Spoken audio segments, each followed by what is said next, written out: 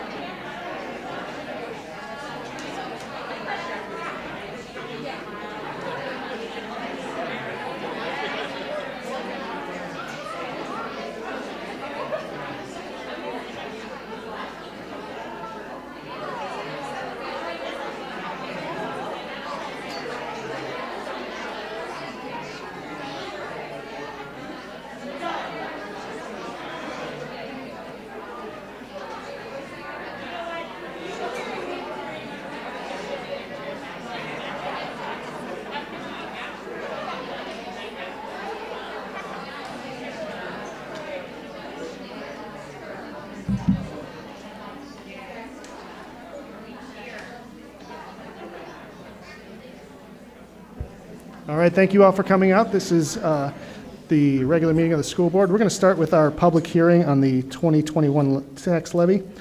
So if anybody is, there we go, back on. If anybody's here to speak on the tax levy, now's the time to do so.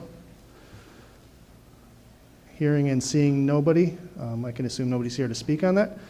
So we will close the public hearing on that and move into our open of the public meeting. We'll call that to order. Madam Secretary, if you note the roll, and we will stand for the Pledge of Allegiance.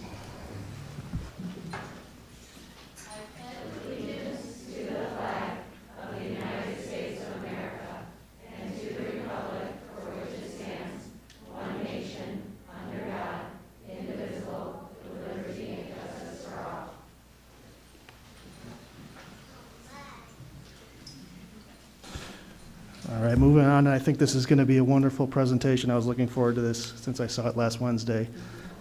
This is going to be our recognitions and presentations, and this is the recognition of the NSSEO District 25 Shining Stars.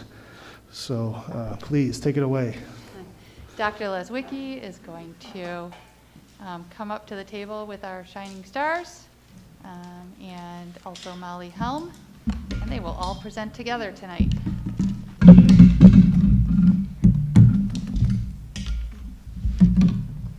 Hi, friends. Hi. Hi. Good evening. We are proud to work in partnership with NSSEO as we implement inclusive practices across the district. I'd like to introduce some special guests that we have here with us today. To start, I'd actually like to introduce Dr. Judy Hackett, our superintendent of NSSEO, and Molly.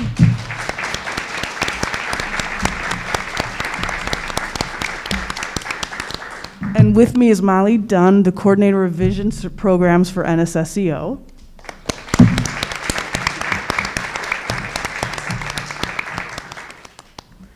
Last week at NSSEO's Board of Education meeting, 4 District 25 students were recognized as NSSEO's Shining Stars. We are so proud to have the opportunity to celebrate this honor with them this evening. Vavan, you can say, wave, say hello. Yashika. Anastasia. Yeah, you can wave, honey. And Louise.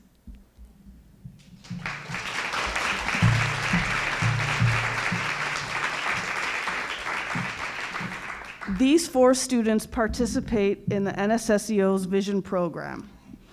The Vision Program supports students' access to core curriculum through adaptation, skill acquisition, and modifications. It instructs students in specific goal areas as related to the students' visual impairments through the framework of the expanded core curriculum. The Vision services increase independence in all settings, and it provides increased opportunities for inclusive practices. Tonight, we are going to highlight 4 areas of the curriculum focus: self-determination, compensatory skills and sensory efficiency, orientation and mobility, assistive technology. Each one of these amazing students are going to be talking about those 4 areas tonight. It's not going to be me. First off is Yashika. Hi. So my name is Yashika. So I like to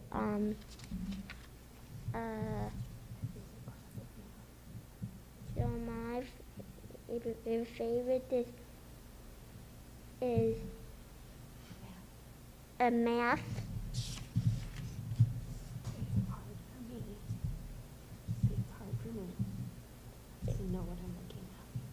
So it's so hard for me. So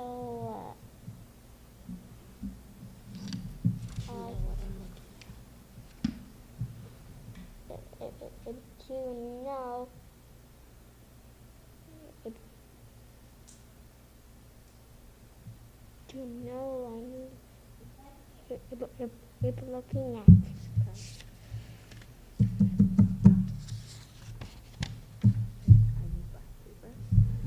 I use black paper and big letters.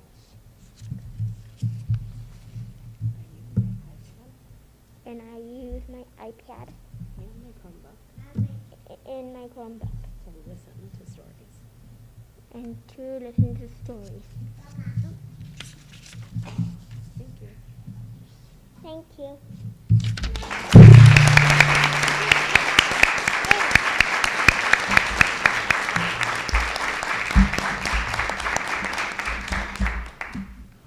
Louise, you ready to take it away?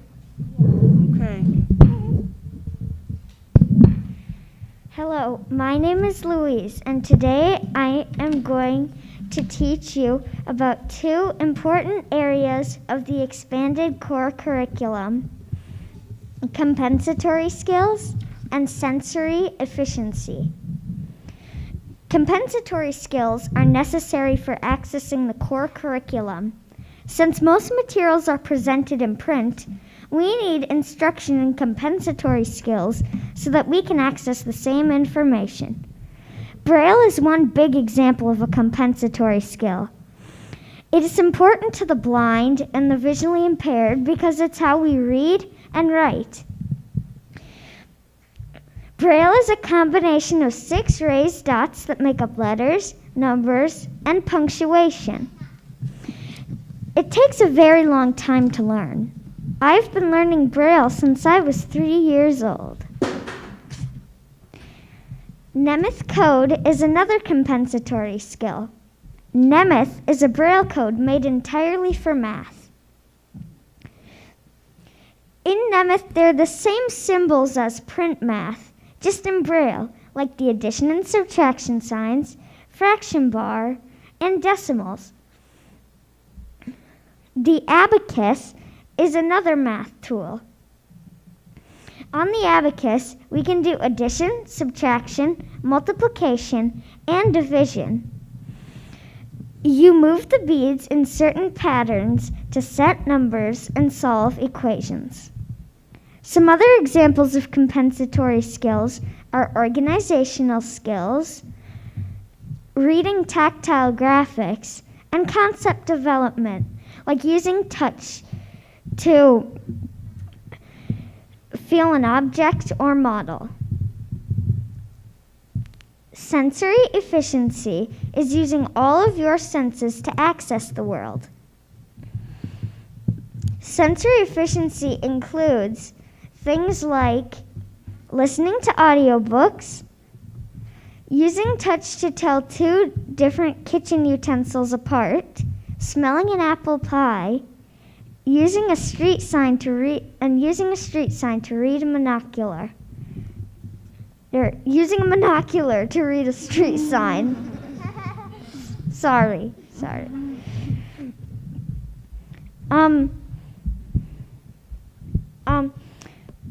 If we didn't learn these two important areas of the ECC, then we couldn't access the core curriculum. Then we wouldn't be able to learn how to read, write, and solve math problems. If we didn't learn sensory efficiency and how to use our senses effectively, then we couldn't do much of anything at all. I hope you learned a lot about compensatory skills and sensory efficiency, and if you have any questions, you may ask after this presentation.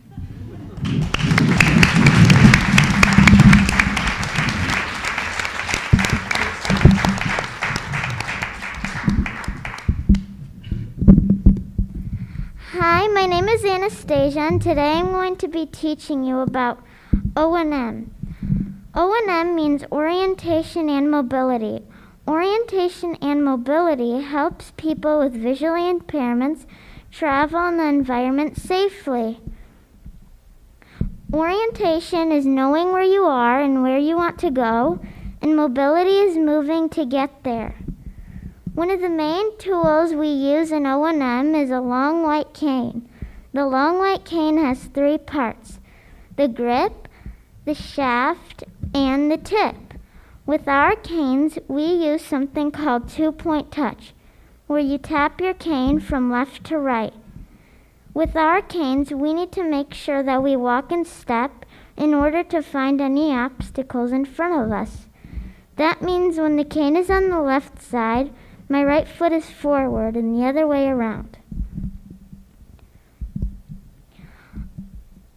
We need O&M because, another tool we've been using in O&M is an iPad with Google Maps and other accessible GPS apps to walk routes outside.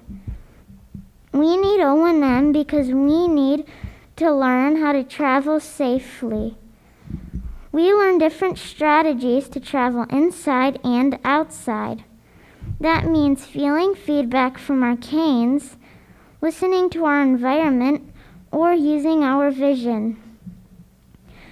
We need O&M skills to find classes in our school, walk routes, go to the grocery store, and eventually get to our jobs.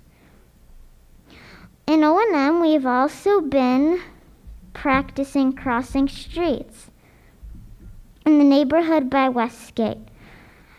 I can listen to a blocker car in my nearest lane of parallel traffic, or listen for the intersection to be all quiet. I flag my cane by the truncated domes, which are the bumpy things at the end of the sidewalk, so cars know I'm there and going to cross. I'm excited to learn about how to walk further routes. I hope you learned a lot today. If you have any questions, ask us later.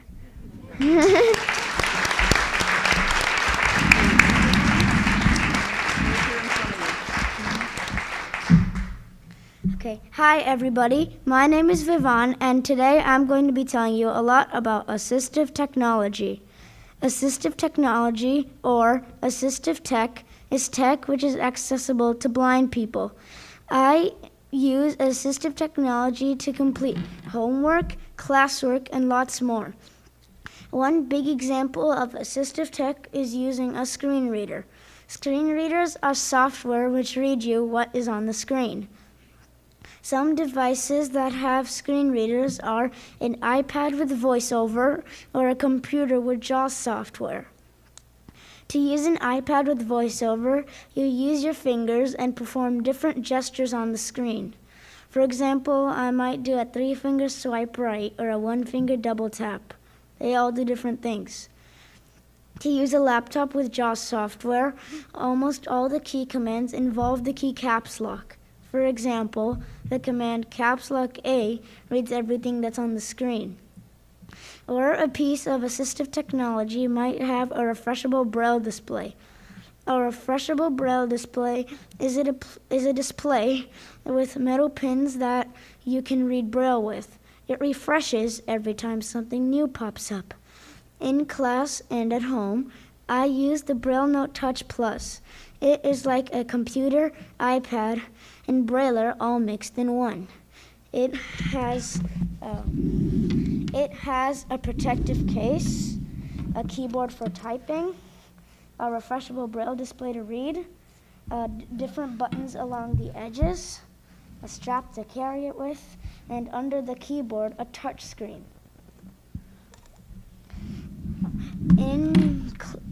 I use my Braille Note to read and listen to books, create documents, send Google Forms, send emails, and read emails, and use docs and other things.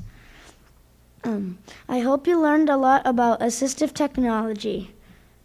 And if you have any questions, you can ask us after this.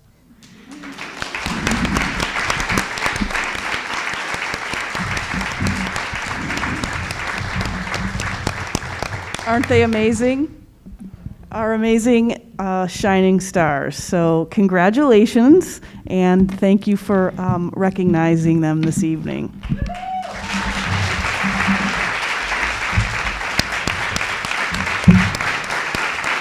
Everybody's standing for you guys.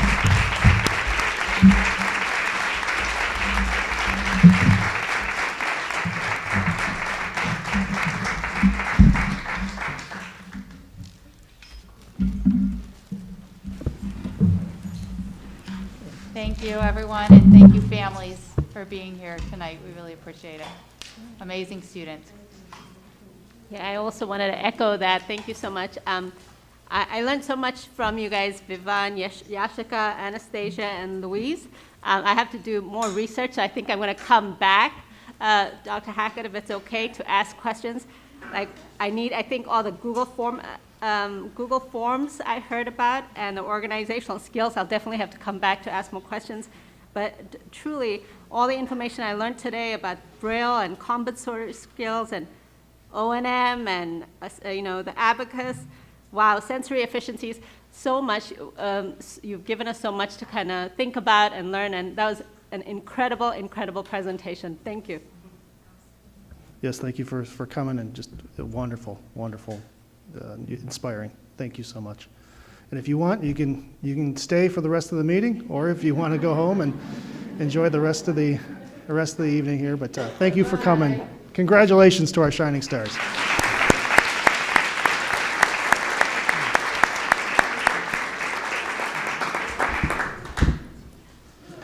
We're going to move on to Olive Mary Stitt and Windsor Elementary presenting to the board tonight. So please, come on up.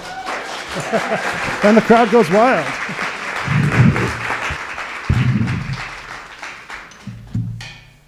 Good evening. Oh, I feel like I have to get close here. Good evening. Thank you to those of you that were able to join us last week for Tour at Olive. For those of you that were not able to join us, there's a standing open invitation. Okay, I'm going to just figure this out. Okay. I'm going to hold it. Okay. So, starting off, our theme this year at Olive is All Are Welcome, Many Identities, One School. Our students are learning that our identity is all of the wonderful things that make up who we are as people. Each year, Our teachers are encouraged at the beginning of the year to sign up for myself or our assistant principal to come and read to their class and do an activity while their teacher can go and observe a colleague teaching. This year, we've been reading the book, The Day You Begin, which highlights the similarities and differences of students in a classroom. A few of the things that we are excited about this year is our volunteers. I know there was a call out to the community and the OMS families stepped up. We have over 40 parents that volunteer each month in our LMC. They take different shifts and help check out books, put books back on the shelves and do whatever else it is that we need them to do.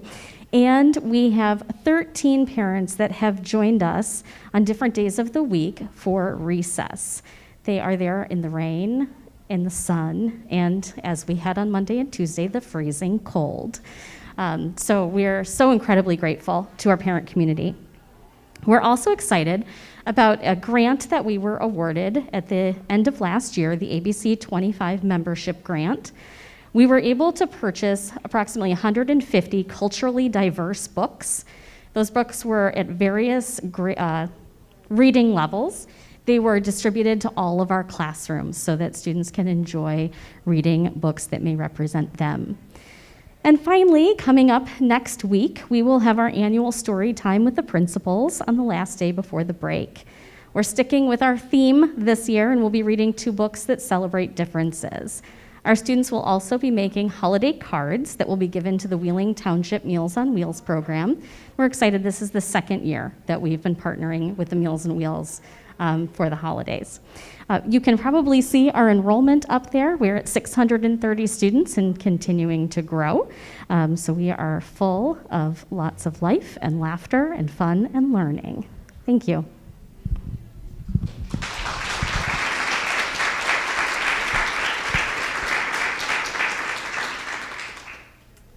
All right, Windsor.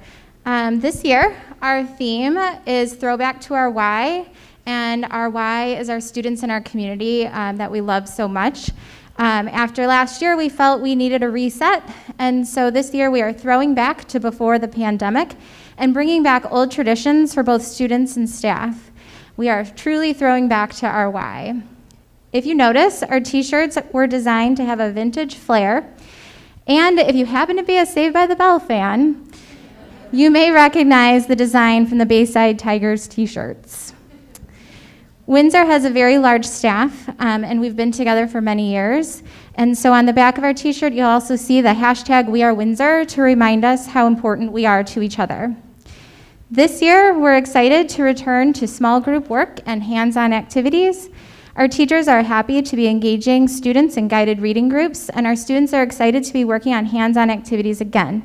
Something coming up in addition to our reading on the day before our break with all of our students, we'll also be doing some STEAM activities. We're kind of calling it some Windsor Winter Camp activities. So that'll go along with that hands-on activity excitement that our students are having. We are also excited to have our volunteers back in the building. Our PTA has been amazing.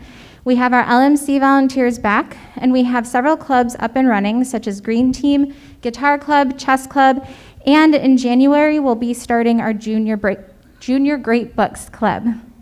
We also have welcomed in mystery readers and kindergarten center volunteers. And we are excited that all of our students and staff are engaged in our new curriculum. We are hard at work with implementing new curriculum like literacy footprints, building fact fluency, and ruler. Windsor staff have been participating in rich professional development to ensure proper implementation of these programs. Finally, Windsor typically fluctuates between 450 and 500 total students. This year, we are at 554, with several registrations in the works for students to begin after winter break. Thank you.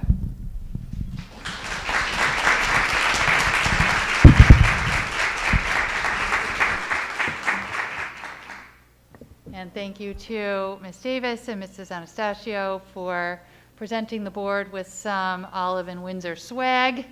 I think the board's going to end up like me. You're going to have to make a blanket out of all of the school gear that you have.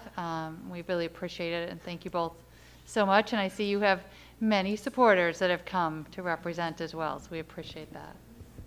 Yes, thank you. It's monthly now. I enjoy seeing the teachers and the staff in the back. It brings a refreshing energy to these meetings, and I hope we keep that up. It's wonderful. So thank you all for coming out and being with us here on a Thursday evening. And again, you're welcome to stay, but you're also welcome to go home and have dinner.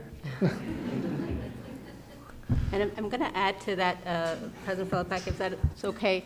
You know, as the board has been going out to these buildings, the positive culture is so apparent, and it's really inviting, the school environment. So thank you for having us as the board. And also, I wanted to give a shout out to the custodians in your buildings, people like Jimmy and Bob at Olive. Like these buildings, when we've walked through the buildings, they're truly, they're sparkling, they're amazing, they look great, and your students are so super focused and super engaged. So we really enjoyed our trips out to your schools. Thank you so much. Yes, thank you. All right, while you're walking out, I'm going to read the boring script to be read before public comment. We're moving on to public comment here. The opportunity to speak to the board is provided for members of the public who have a comment to make about business of the board. The board appreciates hearing from stakeholders and values your thoughts and questions. As the board strives to make the best decisions for the district, public input can be helpful. In order for the board to reserve sufficient time to conduct its business and operate its meeting in the spirit of civility and decorum, speakers are expected to follow the following guidelines. Address the board only at the time provided on the agenda and only after being recognized by the board president. Identify yourself and be brief. Your comments must be limited to a maximum of 3 minutes. The board may shorten this allotted time in order to conserve time to allow the maximum number of people the opportunity to speak. Please be respectful and courteous. The board requests that you do not make statements that are personally disrespectful or condescending to members of the board or staff. The board typically does not respond to comments or attempt to answer questions during public comment period, but we do listen intently and appreciate the input from our community. And with that, we'll start with Tom Kopaz. And we ask that people that are speaking come up and have a seat in front of one of the microphones, please.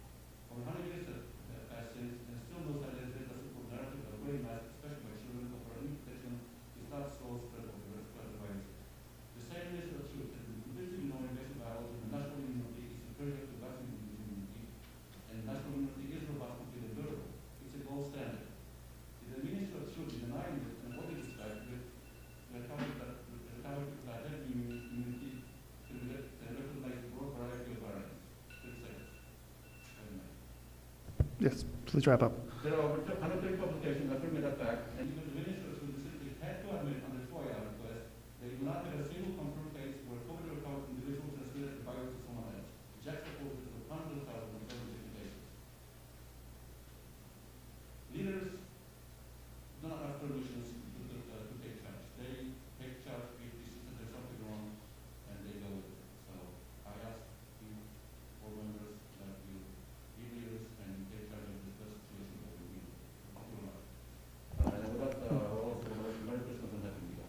Thank you. Same to you.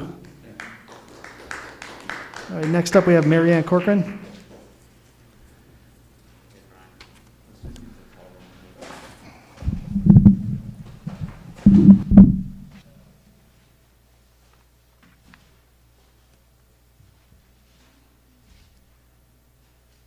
Hi. As you know, the Surgeon General announced the emergence of declining mental health in children. Well, we've been talking about this a lot longer than that. In emergency rooms in 38 children's hospitals across the nation, the number of suicide and self-injury cases in the first 3 quarters of 2021 was 47% higher among 5 to 8-year-olds and 182% higher among 9 to 12-year-olds than they were for the same period in 2016. Why do we continue to isolate children? We know this is detrimental to their health. The answer I keep receiving is that it's for their safety. So let me tell you how I see safety. If my child and 99.999% of other healthy children in this country get COVID, we're gonna see these following symptoms: nothing, fatigue, fever, upset stomach, digestive issues, runny nose. Now, if a child becomes depressed during isolation and chaos, here are the following symptoms: death by suicide, attempted suicide, self-harm, including but not limited to cutting and drug use, low self-esteem, violent outbursts, agoraphobia, eating disorders, anxiety, and many, many, many more. As a parent, I want to know how you elected board members, here because you were successful enough in your campaigns to convince enough people that you are here to voluntarily serve the students and families in District 25. How are you addressing the safety of my children's mental health that is far more deadly than COVID? Have you consciously decided that a child getting COVID is worse than the suffering they endure on a daily basis, wondering if they will be quarantined, not receive their assignments because they're in quarantine academy, have to miss their friends and activities, all because someone else in the class might have COVID? Dryden reportedly has an outbreak, according to CCDPH, 3 students in 1 classroom that tested positive. My question to the board and you, Dr. Vine, as I asked in my email, why is their only option to stay in school by doing SHIELD? Why are no other tests accepted? It seems very suspicious to think that all other tests are insufficient while SHIELD is ideal when it is administered by a parent volunteer versus a doctor or a nurse. Why would you not stand up to this biased rule for the sake of our students and families? When do you as a board realize that COVID is not going away and you are doing more harm than good following these arbitrary rules for quarantine and contact tracing? Do you honestly believe that the 3 feet and 15 minutes are science? If they were, then Florida's numbers would be higher than ours, not lower. You are the lucky 7 to be given the power to make change. You are the lucky 7 that signed up for implementing local control. You are the lucky 7 that should be thinking about safety of students on a much bigger scale than a positive SHIELD test that continues to pad the pockets of our governor. Thank you. Yeah, thank you. Next, we have Kristen Keel.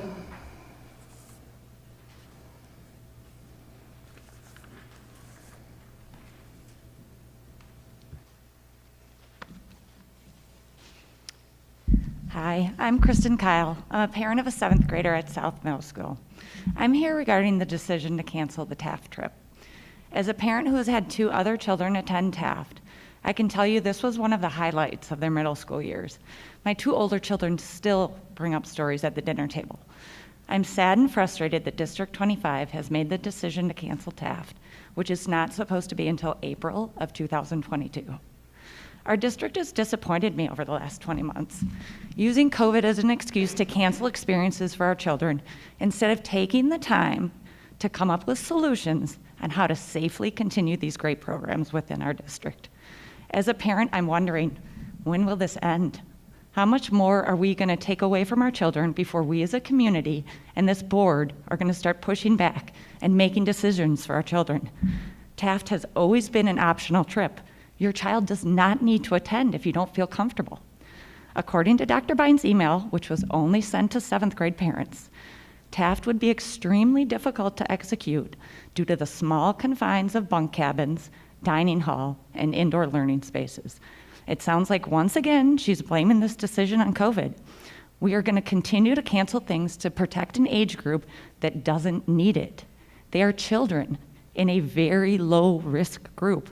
We need to let them live, enjoy these experiences.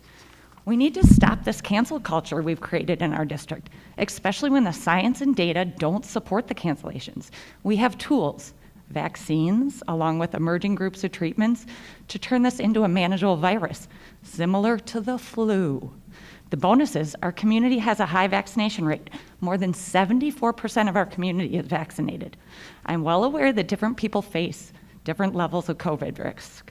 I understand that and recognize that. And therefore, as Taft has always been, a parent decision to send your child. And as a parent, I'm asking for that right back.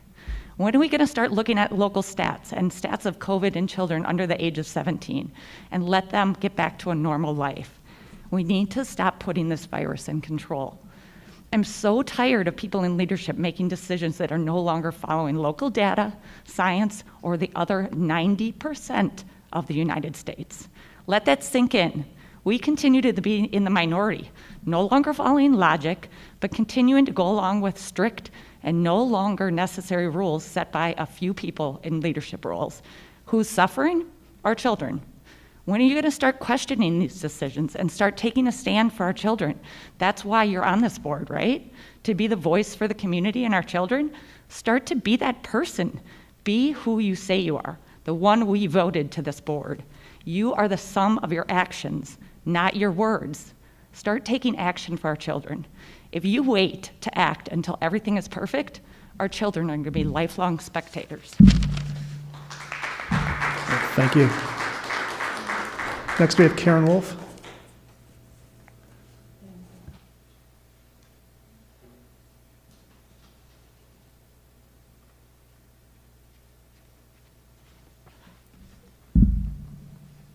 Good evening. Okay, here we go. It's been said that kids have been forced to deal with a lot because of coronavirus. I would say that isn't exactly true. I would say kids have to deal with a lot because of adults' response to coronavirus. Adults feel better putting covers on kids' faces. Adults feel better testing kids incessantly. And adults feel better kicking kids out of school because they were within a few feet of another kid.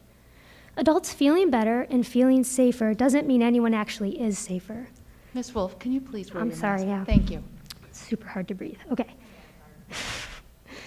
And that's the problem. The response to coronavirus has been solely to make people feel safe, not actually be safe. I could go on and on with examples of inconsistent, arbitrary, and illogical measures to show this to be true. So feelings and money are why kids are still being put through all this 20 months later, with no end in sight. Not because coronavirus is out of control or because we don't have preventatives or treatments, but because funding is tied to these measures and feelings are ruling over facts. But parents are still fighting for truth and reason and goodness to win out. One lawsuit pending and more could be on the way.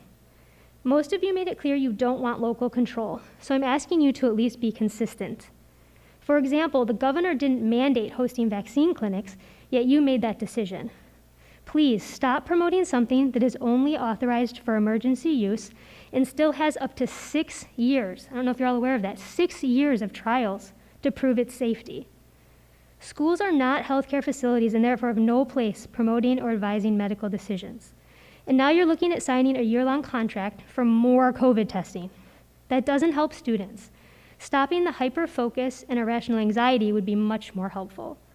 If we tested for flu or any other virus this much, those would be a pandemic every year too. At best, you're losing the trust of the community, and at worst, you've already lost it. And you're continuing to discriminate based on vaccination status, despite admission from the CDC itself that that has no bearing on transmission.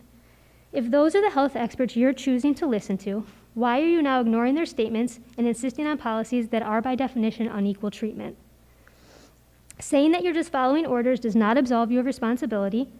Implementing different quarantine procedures for different students makes you just as guilty as the agency that wrote the procedures.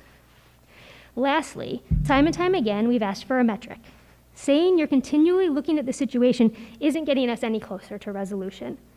And we have no reason to believe you aren't just waiting for IDPH to tell you what to do. There's no transparency, there's no goal. Is there any other program throughout the district with no goal and no measures for success? I think probably not. So why is it okay when it comes to mitigations? We only need 4 of you, from what I understand, 4 of you to choose to make decisions on a local level. That is, after all, the whole point of a school board. So let's make that happen. Thank you. Merry Christmas. Thank you. Eva Wojcik.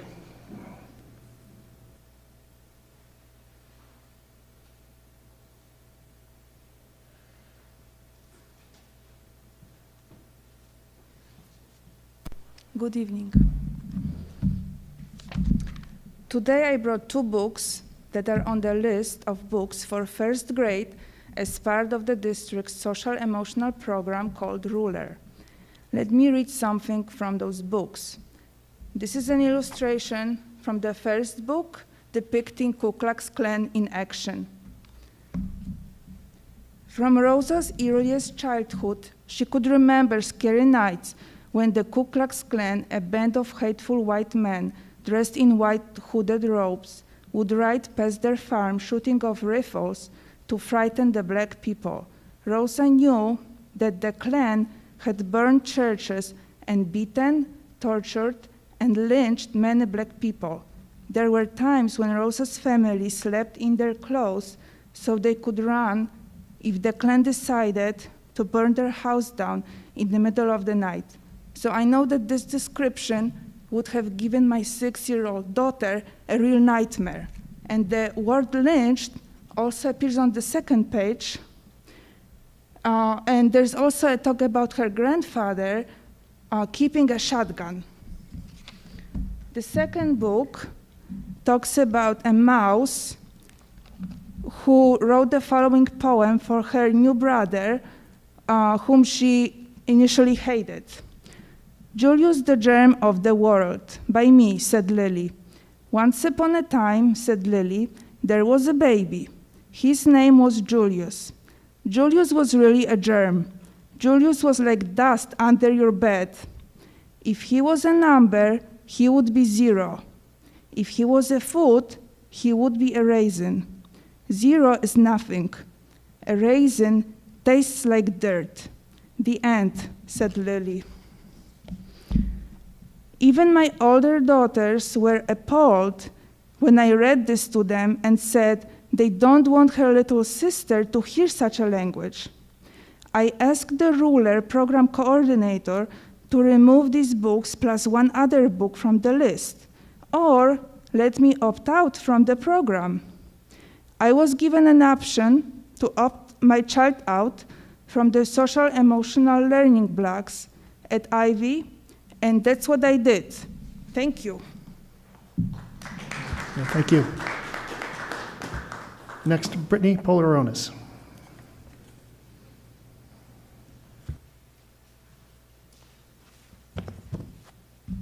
Hello, I am coming here to support the plan for full-day kindergarten. I've spoke about this at so many board meetings. I was so happy to see this in the plan, and something that I believe the team has worked very hard on, so thank you to everybody for putting that together. This community desperately needs full-day kindergarten for so many reasons. One in particular that I have seen is that we are inviting more and more families into our community with different income levels. And a full-day kindergarten program, which was pointed out even in the information packet, does state that full-day kindergarten for low-income families is something that will give more opportunities for more people to come into the Arlington Heights community. We are one of the few districts in the area that do not offer this, and we will continue to see families move away from this district because of that lack of a full-day kindergarten. I would ask the board to continue to ask questions, but to focus on getting this done and to promote the benefits of full-day kindergarten to the community. But again, what enrollment numbers are we starting with? I think we've all seen that enrollment has changed, and we need to continue to look at what it actually is going to look like. In particular, the breakouts between the schools like Ivy Hill that have a lot of space versus schools like Westgate that have no space. And it goes back to something that the district needs to focus on as well, and that is bringing children back to their home schools. If we had more students back at Ivy that doesn't have such an advanced special eds group like a Westgate, perhaps we could open up the doors for more space at schools like Westgate. So I continue to urge the board to get this done, get full day kindergarten as an option and a choice for our families. Thank you. Well, thank you. And having no more submissions, we can move to online. Thank you. I kind of lost track of time, but I think we've 10 minutes. Thank you. So these are the public comments that were submitted today by noon. All comments submitted by the start of the meeting will be posted on the website tomorrow. The first one is from Agnes Zapat.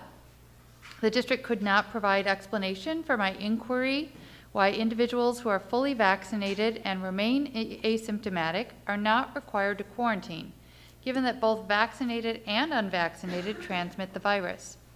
I was also wondering why any child who is unvaccinated but has long-term natural immunity from a previous infection is exempted from quarantine only if the infection occurred in the last 90 days.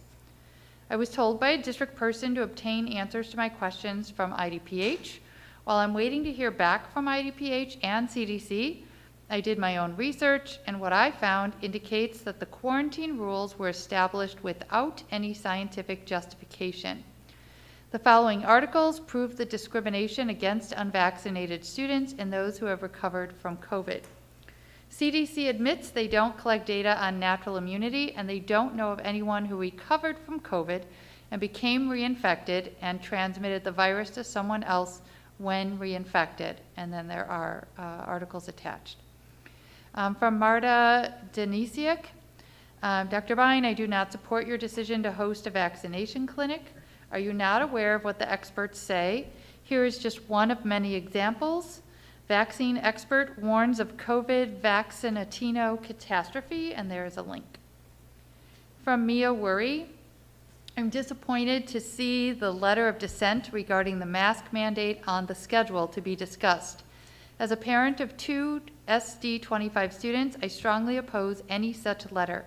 This is not a good use of the board's time and is not the view of the majority of School District 25 parents or staff. Further, such a letter is against the advice of the board's attorney and is quite frankly contrary to common sense. From Agnes Piersa, the COVID-19 positive case school community notification that parents receive states, quote, "We are following guidance from the Centers for Disease Control and Prevention, as well as the Illinois Department of Public Health and the Cook County Department of Public Health for best practices and procedures to protect everyone's health," unquote. Yet our district cannot provide scientific basis for those best practices and procedures. Our district is just following guidance. Our district is not claiming masks are effective in preventing COVID-19 transmissions or infections. Our district is simply following the executive order. This is the best answer our district can give because such scientific evidence simply doesn't exist. Why are we still wearing masks if we have the vaccine? If it's so important to get everyone vaccinated, why are the following people totally exempt from the vaccine mandate? All U.S. senators and House of Representatives, plus all congressional staff. 6,000 White House employees. All employees of Pfizer, 2,500, Moderna, 1,500, and Johnson & Johnson, 120,000. 15,000 CDC workers and 14,000 FDA employees. A lot of things related to COVID rules being forcefully imposed on us doesn't make any sense. Yet our district is doing everything to make us believe that's not the case, willing to sacrifice students and school staff instead of doing what it takes to truly protect everyone's health. The district's claim that safety of the students is our #1 priority has no meaning. What must happen to make our school board get to take care of students and staff instead of blindly following guidance without any scientific data? And from Jill Larson, while I support full-day kindergarten, I am not in favor of the current proposal, which would reduce the specials to a mobile cart and interventions or special services to a hallway. Our students who receive special services should not have the added pressure or fear of another student or teacher hearing what is going on behind the panels. A closed room is the only appropriate option. As for the specials, the arts have been shown to be hugely impactful on education. To reduce them to CART is sending a message that these classes are not important. Lastly, we ask so much of our teachers already. Let's not take away their lounge area too. There has to be a better option for this moving to full-day kindergarten without making these hugely impactful changes. Thank you. And I think I have time for 2 more. Jennifer Borrell, regarding agenda item 14C, I'm writing to support the adoption of full-day kindergarten in District 25. I recognize that plans are still tentative, but I encourage the district to include the community in decisions around this. I'd also like to discourage using tuition as a way to pay for full-day kindergarten. We don't need to further the disparities that currently exist in our community by enabling those with economic means to pay for full-day kindergarten to get ahead, while those without economic means fall further behind. I believe that any costs should be shared more evenly across the community. And regarding agenda item 14D, I encourage you all to lay this idea to rest. If the board does not feel that discussions to develop an off-ramp for masking are happening between ISB, IDPH, and districts, a letter expressing a desire to begin a thoughtful discussion of off-ramping would be a suitable alternative. And then from Margaret Waz, I saw other school districts who are posting the following data: % of positive cases who are fully vaccinated, % of positive cases who are not fully vaccinated. Why is our district not providing this information? All right, thank you, Dr. Bryan. I know that's quite a mouthful to read on. I appreciate it. Moving on, we have the approval of the consent agenda items, and this is an action item, so I need a motion. Mr. President? Yes, Anisha. I recommend that the Board of Education approve those items on the consent agenda as follows. A, personnel report and addendum to the personnel report. B, treasurer's reports. C, invoices. D, regular and closed session meeting minutes of November 11th, 2021. E, superintendent professional organizations and professional development leave. Thanks, Anisha. Do I have a second? Second. Ooh, I think Greg beat Chad by a second. No pun intended. Any questions that already haven't been raised? Who was the second? I'm sorry. Greg. Greg. Hearing no questions, we'll take this to a vote, and we'll start with Greg just to expedite that process. Yes. Yes. Yes. Yes. Yes. Yes. All right, motion passes 6-0. All right, communications to and from the board members. So we'll start with NSSEO, and seeing what we saw today with our shining stars, I don't know how I'm going to follow that with anything that's comparable. But just the meeting last Wednesday really pointed out that our NSSEO partnership and our shining stars specifically faced a lot of challenges in the last 2 years of what we've all been going through. And they really, to excel and to be shining stars in this kind of world we're living in is spectacular. So I applaud them again, and I think we all should applaud them again, because it's just fantastic what NSSEO and our students are doing over there. I always bring up the Timber Ridge Gymnasium project. If you haven't seen it, the big pile of dirt is gone. So they are expecting a ribbon cutting probably January to February to kind of walk us through and show what's being done there. And seeing the old gym and then seeing pictures of this new gym, it's going to just, I mean, you could probably put the new gym or the old gym in a corner of the new gym. So it's going to be wonderful for the students over there. So stay tuned on that, and we'll have an update for when everyone is invited to see that new facility. IASB, that's Anisha. Yeah, it was really wonderful after a hiatus from the ISB conference. It was great to be in person with school board members across the state of Illinois for this learning opportunity. And you know, the conference kicked off with a great speaker, Mr. D, who was really inspiring, and I think a lot of educators may already follow him about really authentically connecting with students. So it was great for school board members to hear. And we went to different sessions. There were many different sessions, and some that our board attended were fostering positive intra-board connections and relationships, and cultivating positive climate and culture in our community, unconscious biases in education, and the ISB resolutions. You know, the convening happened, and that was really great to see. It was digitally done, and really effective and efficient in all the resolutions that school board members from across and school boards from across the state have passed on to ISB to advocate for us. And another celebration that happened, that one of our fellow surrounding board members from District 21, Phil Pritzker, won the best board member award from the state. And it's really neat because as school board members, we have colleagues from different boards that we lean on and talk to as well. And so it's great that just a fellow across right here by District 21 is somebody that we continue to learn from. So an excellent, excellent event and conference. And ISB is also hosting the next a next book club, and the book is Crucial Conversations. And some of us will be participating in that to continue to learn about how to be effective leaders in our community. Thank you, Anisha. Moving on to EdRed. Rich? Yeah, good evening, everyone. This past week, 2 weeks ago, I think it was the meeting with EdRed, and the last one for the year, so the next one will be late January with a dinner on the 50th anniversary of EdRed on the 31st of January. One of the speakers at the recent EdMed meeting was our County Assessor Fritz Kagi, where he talked about really property taxes, and it's really on the subject of one of the conversations today. And one of his advocacies is to really maybe change the way we look at property taxes, and so I'll just maybe highlight a couple of his points. There is an essay that he referenced as well. It is available online should anyone really want to read it.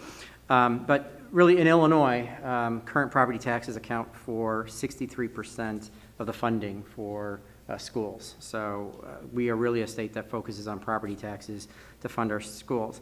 And what that creates, according to his kind of discussion, was an unfortunate bias because the property taxes are based on physical property. So if there's a physical property there, you get taxed on it. If there's no physical property there, there's no tax. But really, when you start looking at the economy of what has happened in the last 2 years with COVID, there's a massive shift. So before you would think, hey, we'd go shopping at Woodfield or shopping at Ranthurst. And nowadays, a lot of people are just going to Amazon, going to online. So the physical necessity of a physical location is no longer there. So a good example would be of the decrease in property taxes is the effect of office buildings in downtown Chicago. They're empty. Property values are shrinking in the city of Chicago. Another good example would be Allstate. And they sold their entire campus for $232 million. Why? Because they're not going to be there anymore. So that's an impact to the overall taxes. The other piece you talked about is because we're so focused on property taxes, we tend to have higher property taxes. Ann Gillespie has talked about that. Tom Walker has talked about that. And really, that higher property tax leads to depressing investments and growth in a particular area. The higher your property taxes, the less investment and growth. In fact, they looked at the 10 top communities in Illinois, and I'll read his quote right here. He said, the communities with the 20 highest property tax rates exceed the other 110 communities by 3 to 5 times, even though the level of education funding per pupil is comparable or less. So what he says is, if you look at the top 20 communities that are taxed at the highest level, those 20 communities are taxed at so much higher level than other communities, than 110 communities in Cook County. Guess where Arlington Heights is? Just guess. What? No, we're number 20. 20 at 10.2% is what our tax rate is. So that's just something to think about. Now, in Arlington Heights alone, residential tax makeup across from the assessed value makes up 68% versus 32% of commercial. And that's based on the 2020 municipal tax base data, which he covered as well. So he comes up with a solution. Basically, is increased Title I funding.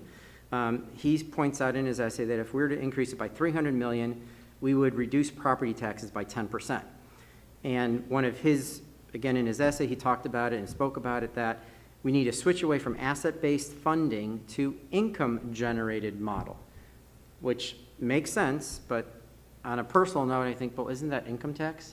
We get taxed against it. So that would be his solution, is basically switch to an income-generating. So if that asset is generating income, you tax the income, not the asset. So it would be a complete switch. So that was the fun of that particular meeting and discussion.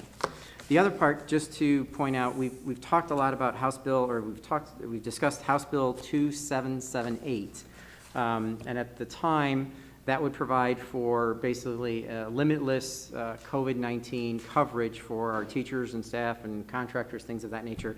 That on the last day, that was not going to move to the governor's office. It was moved to the governor's office. So that has now been sitting in the governor's office since November 30th, and we'll see what the governor does with that particular mandate.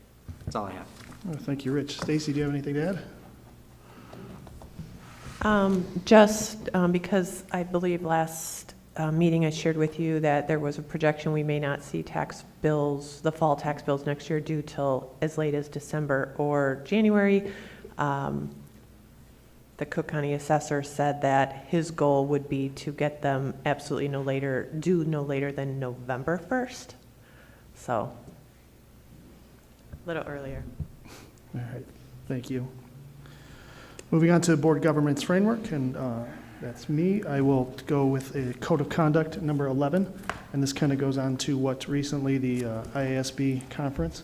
I will model continuous learning and work to ensure good governance by taking advantage of board member development opportunities, such as those sponsored by my state and national school board associations, and encourage my fellow board members to do the same.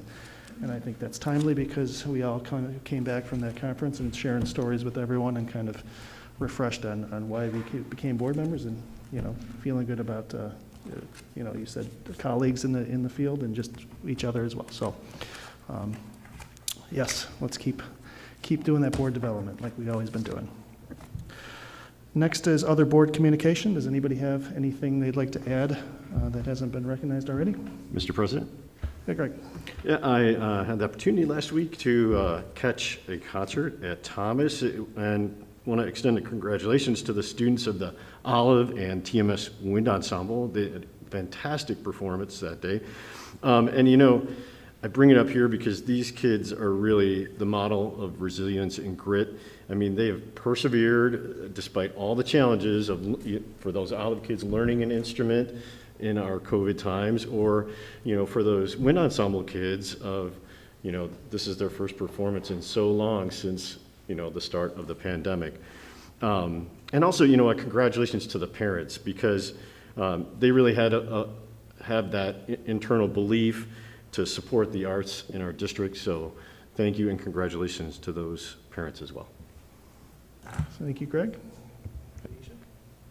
Yeah, on November 13th, I attended the Martin Luther King Jr. Remembrance and Commemoration Dinner, the 52nd annual dinner, and it was really neat. At that event, District 25 was acknowledged for their support of equity work, and so that was really nice to see, and it was a wonderful event that was organized and attended by hundreds of people. I lose count. It was a pretty large room at the Renaissance here in Schaumburg. Thank you. Going down the line, I guess I'll add November 28th, Dirty Nellies hosted Future Stars, which are not necessarily District 25 students today, but they are older, and two groups primarily made up of District 25 students. David's House and Collision played, which were fantastic. I mean, they played everything from Steely Dan to Stevie Wonder. It was excellent, and to see what our kids are doing now. I know Windsor mentioned they have a guitar club. They've taken that and just, amplified it tremendously. So it was a spectacular event, and this is hosted once a month, this Future Stars event. It's on a Sunday evening. It's family friendly, so if anybody has the opportunity to go and see our kids, hopefully they'll get us backstage at one point and have a good time. But yeah, it was a wonderful event. All right, hearing nothing else, we'll move on. The student learning has nothing. Oh, no, I'm sorry. Communications to board members. We'll start with PTA. Nicole Barbieri. Yeah, Mr. President, Nicole was not able to be here. She's actually at a great event for her son or daughter at a high school event, so we're excited for Nicole to be there with her daughter. The PTA report, the council received a total of 46 submissions this year for the Reflections Art Program theme of I Will Change the World by, and they received artwork from 7 local PTAs, Dryden PTA, Greenbrier, Olive, Mary, Stitt, South, Thomas, Westgate, and Windsor in 4 art categories: dance, film, literature, and visual arts.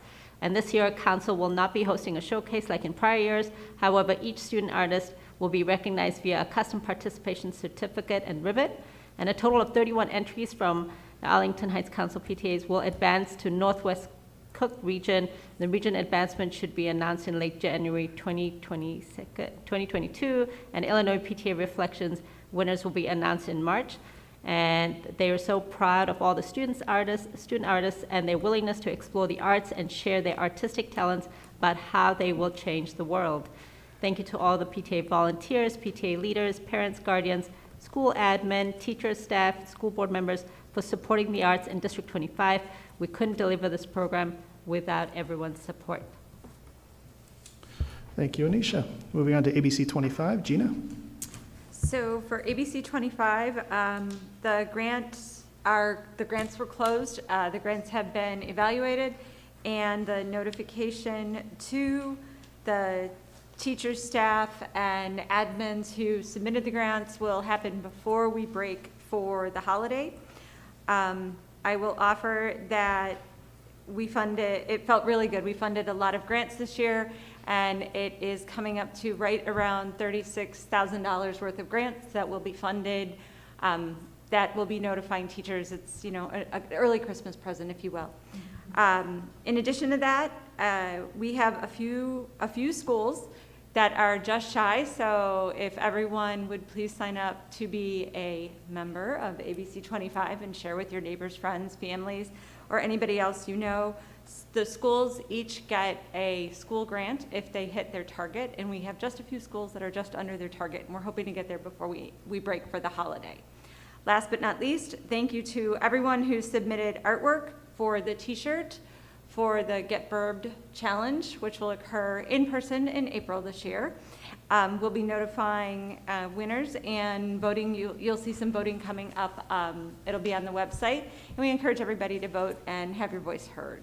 But thank you to all the students who did submit and participate. We appreciate it. Thank you, Gina. Moving on, ATA, Allison Berg.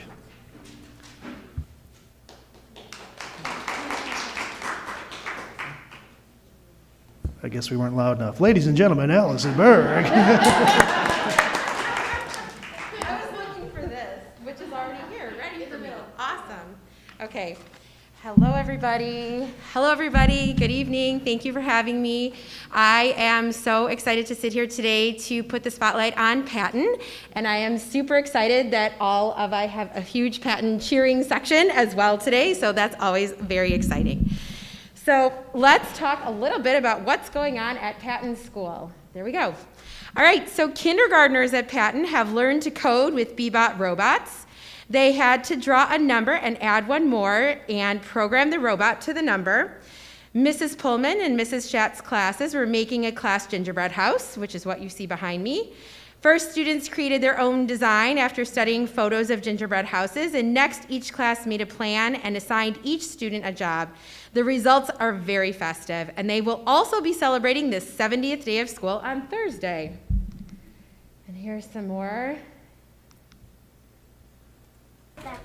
Oh, was it a It did it fall apart? It ripped, Okay. so we... All right, so put that down.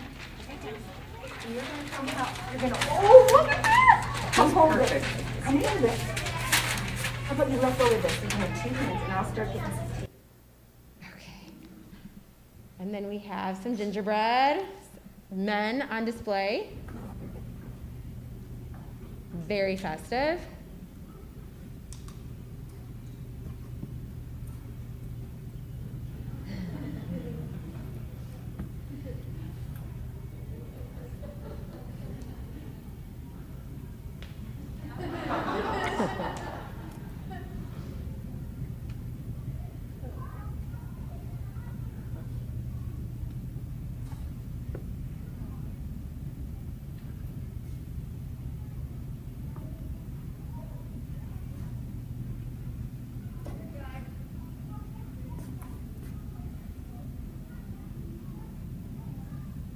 And the gingerbread houses as well.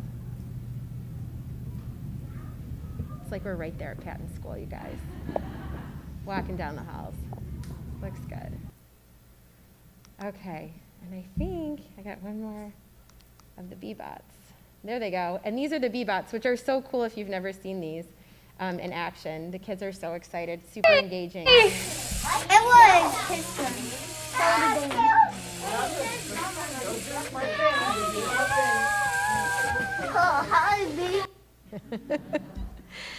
Okay, moving on. First grade at Patton School is learning about different celebrations, traditions, and customs across cultures. They're also talking about ways to spread kindness.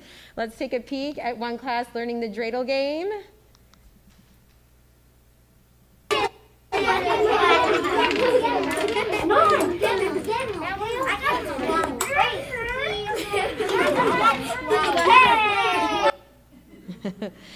Second grade is busy applying what they learned during their fiction school-wide unit to a Jan Brett author study. Students enjoyed extending the mitten with a mitten project.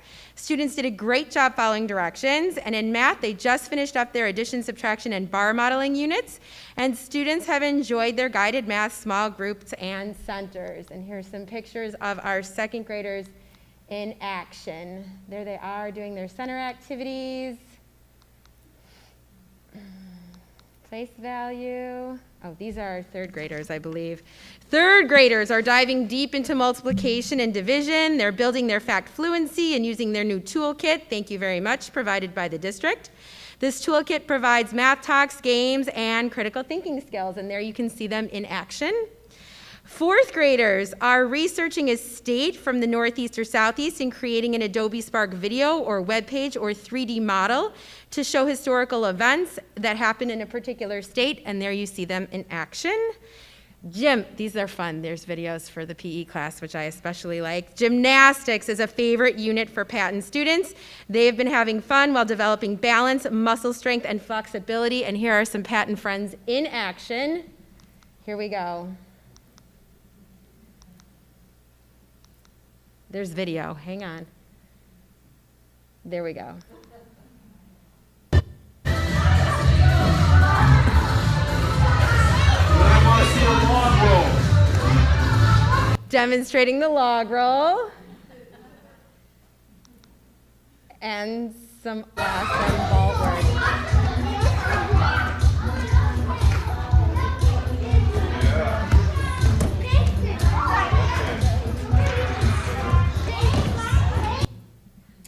All right, moving on to music. Kindergartners have had a great time learning and playing the singing game, The Old Gray Cat. Kindergarten musicians also love using scarves to keep steady to the beat. And kindergartners love seeing if Mr. Whitaker will catch anyone moving when the clock stops ticking. And here's some pictures of some little mice creeping, playing their games. I think there's a picture of the kindergartners with the scarves as well. There they go, kindergartners with their scarves. Patton's third graders have really enjoyed adding boom whackers to the dance of the Sugar Plum Fairy from the Nutcracker. Fourth grade musicians are currently bucket drumming to the African song Sing Noel, and they are loving all the drumming patterns they get to learn on the head, rim, and side of the bucket drums. Fourth graders also love the challenge of using pen percussion to play along with Ravel's Bolero. And Broadway is back at Patton. Fifth grade students are excited to announce that their fifth grade musical is back, and this year's fifth graders will be performing Beauty and the Beast. Mark your calendars for May 24th and May 25th for their show. And here are some of the boom whackers and their percussions and the bucket drumming and the dance of the Sugar Plum Fairy. And then, not finally, but in LMC, students heard different gingerbread stories. The kindergarten classes created even one of their own, and they went around the building finding the gingerbread men. Students researched different extreme weather situations and are now making their own brain pop movies. And finally, they're getting ready for their week of code, which is next week, always an exciting time in the LMC, December 13th through 17th. And students will be able to program on apps and websites and our robots, such as Dash, Bbots, or Spiros. The SEL program, there's a really cool bulletin board you can find over at Patton, is Part of the district SEL program, Ruler, each Patton class created a class charter, and part of the project was to create an agreed-upon list of how students would like to feel when they are in their classroom. This board displays a list of all the words used across the building. The bigger the word, the more it was used. This is meant to represent how students as a whole would like to feel when they are present at Patton. And last but not least, 42 fifth grade band members are hard at work preparing for their very first concert. They have a record number of 14 trombones this year. And here is a quick sneak peek at the band practice. Trombone euphoniums playing Mary Had a Little Lamb. 1, 2, ready, go.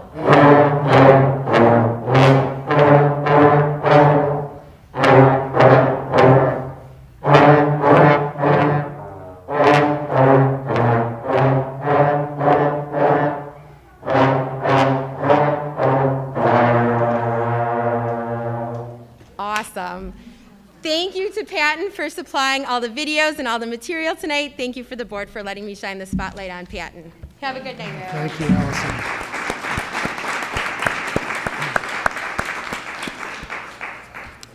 I'm 1/14 of that trombone section. My son is playing all the time, knocking everything out. So thank you so much. It's wonderful to see that. Business and Finance, Stacy. This is the adoption of the 2021 tax levy. It's an action item. Should we start with the action, or? Yep. All right, let's get a motion. Anybody have a motion for the 2021 tax levy? Mr. President. Yes, Anisha. I recommend that the Board of Education approve the resolution of Arlington Heights School District 25, Cook County, Illinois, providing for the levy of taxes for the year 2021. Thanks, Anisha. Do I have a second? Second. Thank you, Greg. Any questions that haven't been asked or answered yet? All right. With that, let's take it to a vote. We'll start with Rich on this one. Though I know we need this and I know the impacts, but where we are right now, I think there's better ways to look at our finances, so I'll vote no. All right. Anisha, sorry, let's go this way. Yes. Oh, is Greg not going? We're gonna. Oh, okay. Yes. Yes. Yes. Yes. Yes. All right, motion passes 5-1. Moving on to the extension of the memorandum of agreement with the Cook County Department of Public Health. This is also an action item. Yeah, Mr. President. Yes, I Anisha. recommend that the Board of Education approve the memorandum of agreement with Cook County Department of Public Health for conducting and interpreting Binex Now COVID-19 antigen testing through standing order and or extended CLIA waiver. Thank you, Anisha. Do I have a second? Second. Thank you, Rich. Any questions that haven't been answered yet? I actually do have a question. Dr. Biden, do we, with the test to stay and kind of some of the difficulties, and I know that the staff at all the schools has done an amazing job trying to fix the lunch problems and some of the other situations that we've had. Is test to stay working, and do we have any metrics around how this is working to why we would continue it? So this is a different thing than the shield test. Thank you. This is the Binex Now test, Sorry, which my is a test apologies. only for symptomatic staff members. Yep. So that's okay. So should a staff member be symptomatic, they can be tested and get a 15-minute result, so Yep. they don't have to leave the classroom. Got it. I read it wrong. Any other questions? All right, hearing none, we'll start with Anisha. Yes. Yes. Abstain. Yes. Yes. Yes. All right, it passes 5-0. One abstention. 5 and 1 abstention. Yeah, I read it. That's okay. Moving on to the property tax refund recapture. So this is an information item. We've talked a little bit about this, both Board Member Olenichek from the EdRed meetings and me last month as part of the tax levy, but there was legislation passed that is Public Act 1020519 that will allow for property tax recapture that will be automatically applied to taxpayers' tax bills effective with this 2021 levy that it gets paid in calendar year 2022. Part of that legislation requires that the Cook County Treasurer certify to us by November 15th, which they did on November 15th, certify that the amount of refunds for District 25 for the 2021 year is $940,584.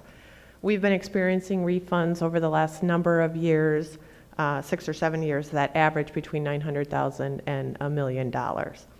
So this refund recapture is automatically going to be applied unless a taxing body takes action to abate all or a portion of the refund recapture amount, and that needs to be done prior to April 1st of 2022. If this $940,000 would get added to tax bills, then it would be about $49 of additional taxes on a $400,000 home, which is our average home price in the district boundaries of Arlington Heights. I did leave a calculation at your places, a spreadsheet calculation, to just kind of walk you through how this works. So the top chart is what should happen if all properties within the district boundaries were valued at the right levels by the Cook County Assessor's Office, and there were no appeals or certificates of error. Then the taxes paid, as you can see in the chart, are shown. I just gave a sample of 3 properties, certainly not representative of our total tax bill, but just for an example purpose. So if the district were to collect in this scenario $34,390, split out based on EAV of the properties in the way that you see. What's actually happening is shown right below that, where property A is overvalued, so they're assessed at a higher value, they pay a higher tax the year of the tax bill, then they apply for a refund, and they get a refund after that extension has already been put out to the taxpayers, given to the district. So while they may pay that higher amount up front, we're going to issue a refund when they get their appeal settled. And then the taxes collected by the district overall go down by the amount of that refund. So then you can see that taxpayer pays the difference between what should happen and then what does actually happen. That taxpayer who got the appeal ends up paying the right amount, but the other taxpayers paid less than they would have paid had all the properties been valued at the right level in the first place. The impact of the new law then, I'm showing over to the right, where with that refund amount for that taxpayer, this new legislation allows us to recapture that refund amount. So with that being applied to the tax bill, you can see that while property A got a tax refund, they are now, with the way this legislation is written right now, they're going to actually pay the majority of that refund that they got back to us because of the way it's split out. They are trying to address that. There are some, they're back at the legislature trying to not have that happen. But in that case, everybody would pay to make up that refund so that the district would end up full in terms of what their extension should have been. But in that case then, with the impact of the new law, you can see now the taxpayer who got the refund actually overpaid their taxes, and the other 2 taxpayers still underpaid their taxes by not necessarily as much. So it's a lot of math. It's confusing. Unfortunately, it doesn't look like, when we were talking to Cook County Assessor Kagi on Friday, he did ask everyone, what would be your ideal date to get all this information in? And we said, well, October 1st, so you can get it out there, get that information to us. If all the assessments are done, and everything can get settled, we wouldn't be dealing with any of these issues if it was all handled up front, right, correct, the first way, which I think happens in other counties, but not to the extent that it happens in Cook County. So just to try to help kind of lay it out. So I just need at some point some direction from the board because it isn't automatic unless we take action as to whether you want to have me work with legal counsel to get some kind of abatement resolution to abate any or all of this refund recapture levy. So is that clear? So we will automatically get the $900,000 that was from last year that was done in refunds, unless the board takes action to say, no, we don't want some or all of that money. So it's money that originally through the assessor we were given, but then we was taken back from us when people appealed their property taxes. So, and again, I think you said we have to do this by April? Right, so if the board wants to take some action to say, no, we don't want to collect all of that money that originally we were due, we would have to take action for that before April. Mr. President? Yeah, Gina. Question. So when we talk about the levy and we talk about if we don't levy, there's like ongoing year after year impact. How does this affect any of that? So this is completely separate than the regular tax levy, and it's 1 year at a time. So the $940,000 would simply appear on in total across tax bills for the 2022 tax bills that are for the current year. The following year, we would get the amount we refund between January 1, well, actually November 16th of this year through November 15th of 2022, we would get that amount certified for the 2022 levy and have a similar, it gets automatic unless we take action. It's a year-by-year amount and will change every year depending on the refunds issued. Any other questions? So again, if we do nothing, then we will see that. All right. Thank you, Stacy. That's clear as mud in some of them. Moving on to facilities management. One question, Yeah. sorry. When will this become, I mean, I know it says April, but when do you need, like, because obviously if you need to work on this, what's the time frame to back into when we need a decision from us? Sorry. So I just need to know if we're going to put it on a future agenda for action or discussion, then action. And, you know, obviously probably at least 10 days before the board meeting that we're going to put it on, so I can get the resolution from legal counsel. All right. Yeah, otherwise the boards, would say to Stacy, no, we don't need to put this on a future agenda. We're going to collect that money. How do we feel about that?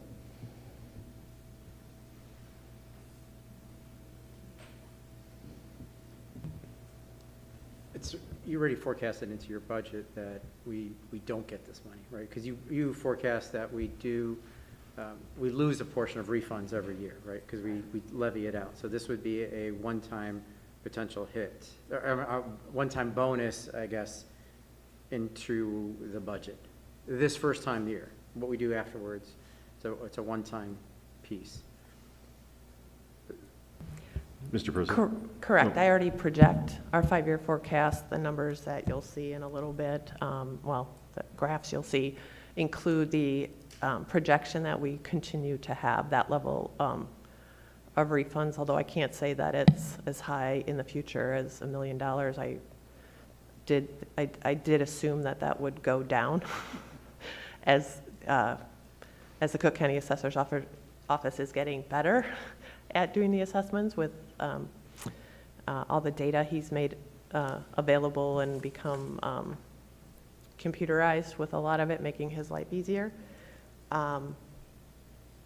So yes, it's already built in, or I'm not anticipating this money. I'm continuing to anticipate at this point refunds. Greg, you?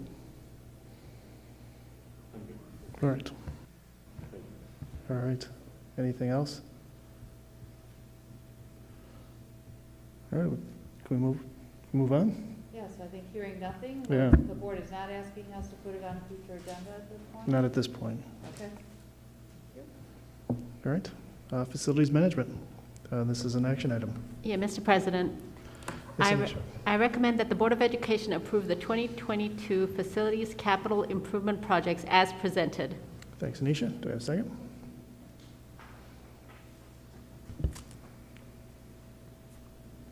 You're waiting for a second? Yes. Second. Thank you, Greg. Anisha and Greg, yeah, that was a cliffhanger there. Good evening. Yes, we are presenting tonight scenario number 2 that was previously presented, recommending we hold off on Westgate Elementary School renovations just based on the current scenario with kindergarten conversation still going on.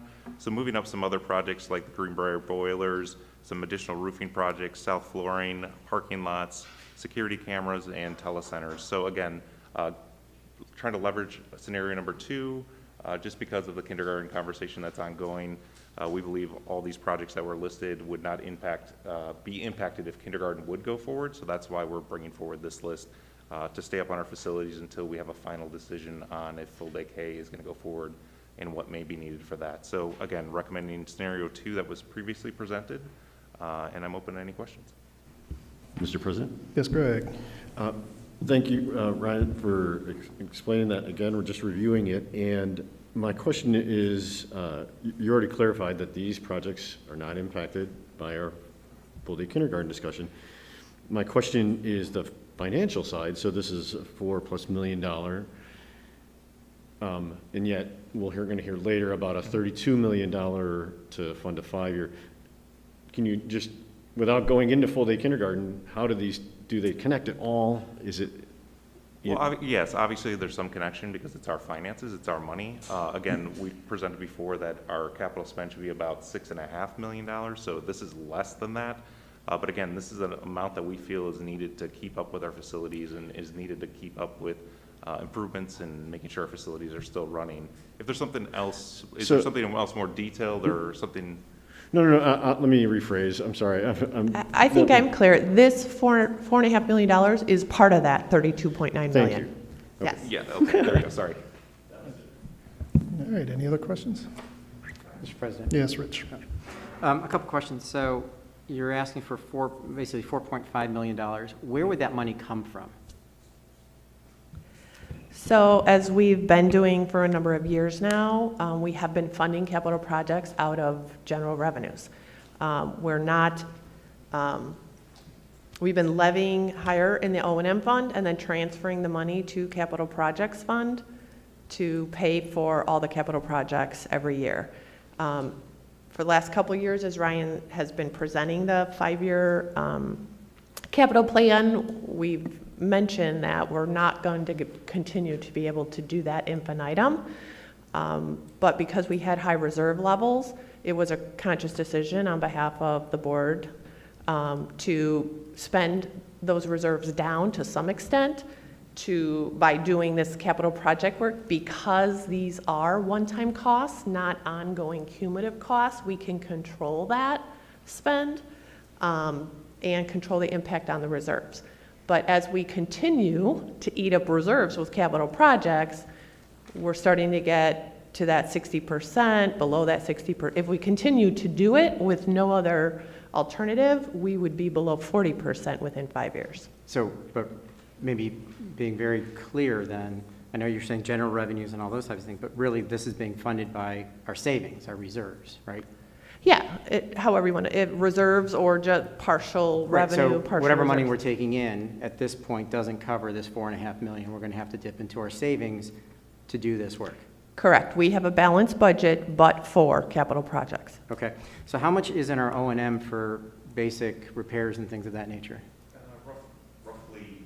Roughly 2.6 million. Again, that covers utilities, repairs. No, things. for repairs. I mean, because some of these things are, I mean, we're spending $5,000 on a curtain, but twice, maybe 15,000 on one, 5 on another. Yeah, and again, this is a thing that the board has asked in the past, is having one-time cost items on there. Again, if we're not replacing that every year, so that's why it's on the list of $5,000. No, and I can appreciate that, but why wouldn't that be in a repair item or something like that? Is this true repair cost, true capital cost of one time? I mean, to me, that's a maintenance cost, or, certain things of that nature are more, be maintenance. Well, our capitalization threshold is $500. So we capitalize everything over $500. If it's a repair service, we would categorize that as a service expenditure, but we'd still put it in Fund 60 in the capital project plan. We would just call it a service, repair maintenance service, versus what I call a fixed asset. Anything over $500 is capitalized, a fixed asset, we asset tag it, et cetera. Okay, so basically, we're right now with where we are right now at this 4.5, this includes our normal wear and tear, repair and maintenance items. So, yes? No, because a curtain, we don't, a stage curtain could last 20 years. 30 years. It's not, we don't replace stage curtains every single year. We have 9 pairs of them. No, I get it, but I thought I heard you saying is that even repair items are in this capital plan. Well, like tuck pointing, that's not a fixed asset. Tuck pointing is a repair to an outside of a building, but I don't consider that a general annual expense. Right. That's a capital project. So outside of utilities, paying for electricity, water, things of that nature, and the O&M, how much do we have in there versus this capital for repairs? Like, we got to repair a door. Is that coming out of this? So we have 1.2 million budgeted in the O&M fund, which is everything from custodial supplies, but it also would be repairs like our HVAC techs. We have maybe, 50,000 or 60,000 for things they have to buy to do quicker fixes that they can handle in-house. We have a budget for our electrician, for electrical supplies. That stuff comes out of the O&M fund. Okay. So this would be true then, non-quick fix? Correct. Lack of a better technical term. Correct. Okay. I did have one other question. It just slipped my mind right now, so if others have another question. Mr. President? Yeah, great. Just to build on that conversation, would it also be fair to say, or another way to say that, the items on those lists are things you see coming that you're looking ahead, right, versus unplanned?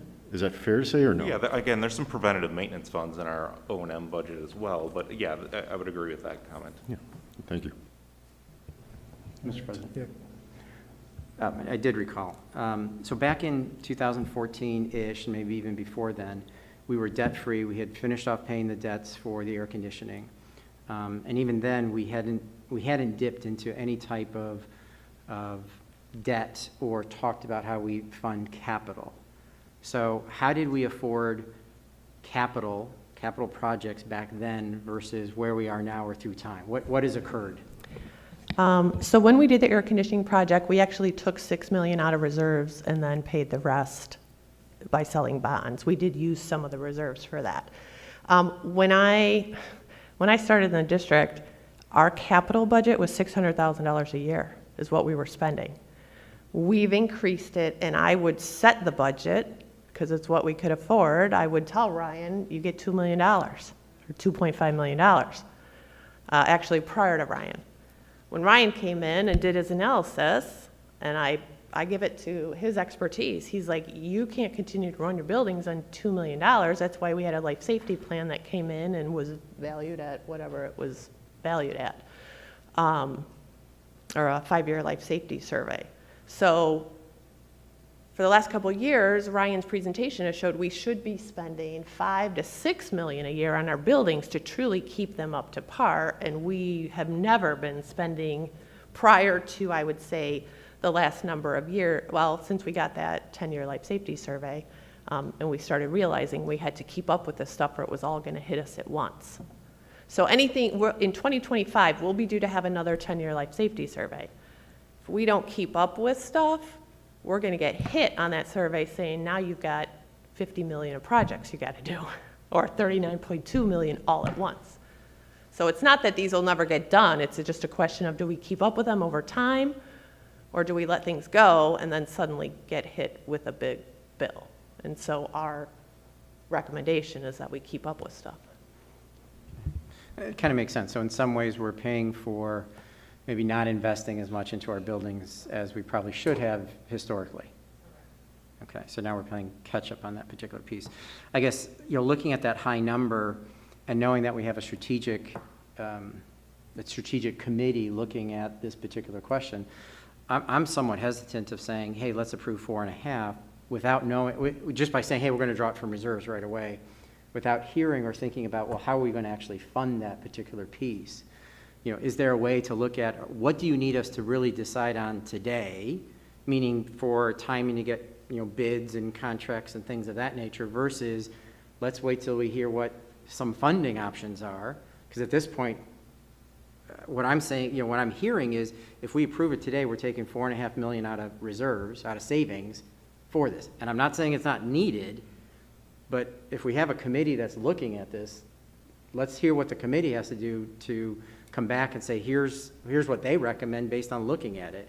And then really we only need to spend what you need today for your processes, and I'm making a number up, is $500,000, whatever number that is. Mr. President? Sorry, go ahead. Thank you for these clarifying questions, Rich. This is some of the same things I was thinking about looking at the full day and struggling with how do we approve this now. And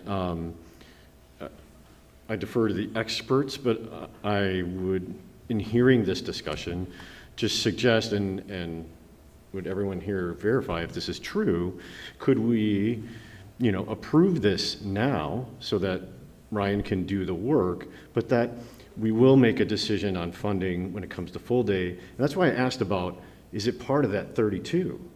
Because we could say, to your point, we could say, well, 4.5 is coming out of reserves, and we're not going to go for bonds for a full 32, right? We might look at 28. Or we could go for bonds for, I'm just spitballing scenarios.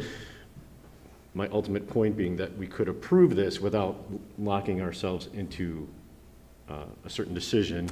I do have a follow-up question for you, Ryan, and whether I ask it now or later, and also to your point, like maybe we didn't invest enough in the past somewhere. Maybe that's how we got there.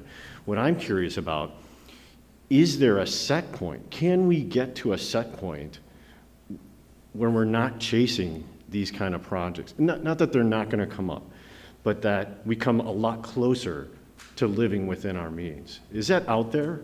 Yeah, I think so. I think we're getting closer now with some of these renovations we did in the last several years. We did try to bump some of the projects up, so I think we're getting close, but I don't think we're there yet. Again, we have enough buildings that need these repairs, right? I'm just being honest. And I just want to maybe walk back a little bit on, we didn't invest enough. I do think that's a piece of it, but there's also a piece to, if a roof has a useful life of 20 years and all the roofs were repaired within a 5-year window 20 years ago, well, that's why they're all hitting us again now 20 years later. So it also could be dependent upon when the investments were made for big ticket items in the past. And I'll just expand on that. A lot of the additions and commons areas and things like that were done approximately in 1996. So we're really getting there at 25 years for a lot of these things that have just been there since 1996 or 1997. So there was a big investment in the mid-90s for those kind of things, and we're starting to see that those are some of the items that are needing repair and replacement now. Mr. President, I'll just follow with a comment. We don't have to relive the past, but if we can learn from what decisions that were made, if we can set up our future board in 20 years from now, right? Like, so we make decisions now, but we set them up for success. I mean, that's what my interest is in asking that question. Is there that set point, or what do we have to look forward to in 20 years? Maybe we can't make those decisions, but having that awareness as we have a big discussion coming up, I think is important. I think that's one of the prime reasons to wait for that the advisory committee to come back, because they're looking at, hopefully they're looking at the long term, right, and how we fund this. But I guess getting back to maybe the question I had is, what is that absolute, what do you need today? Is it truly, just again, looking at it, you probably don't need the approval for a curtain today, but you may need it on the boiler room, and I don't know. Yeah, again, I'm not going to put myself on the spot and try to pick and choose which ones are needed today. Say, Ryan, I would jump in and say that, Ryan's done a lot of detailed work, and this is what he needs today, really, right? That he's been doing a ton of work on this. As you know, in January, you'll see a new 5-year plan for capital outlays. So this has been in the 5-year plan for capital outlays. And this is what, as we looked at the 2 scenarios, one I believe was a $9 million, and this was a $4 million. And so that's where we selected that. Let's do these must-dos now. Like Greg said, we're asking for you to approve these projects now because Ryan needs to start going out for bid to be able to actually get things done in time. Everything comes back to you for approval. And in January, when we do the 5-year capital outlay projections for the board, we'll be having that conversation of, do we want to continue to take this from our budget, or is it time to sell bonds to pay for whether it's some items on this list now or the next future years of items. Mr. President. So, Stacy, is the strategic planning committee helping with the recommendation on how to, I don't want to call it better forecast, but how to get our budget to be better supporting of what the capital investment and outlay of Ryan's 5-year plan has to be? Yeah, they're there. Okay, so they're working on that piece of it to help give you ideas and ways to do this. When we did the bond sale last time, what did we do, how much was it for, and how long did it take us to realize and buy the bonds back or pay the bonds off? Like what is the? So we did 4 bond issues. Okay. 2015, 2016, 2017, 2018. A couple of them were done in less than $10 million increments to take advantage of tax exempt savings, and then there was one large one that was over that amount.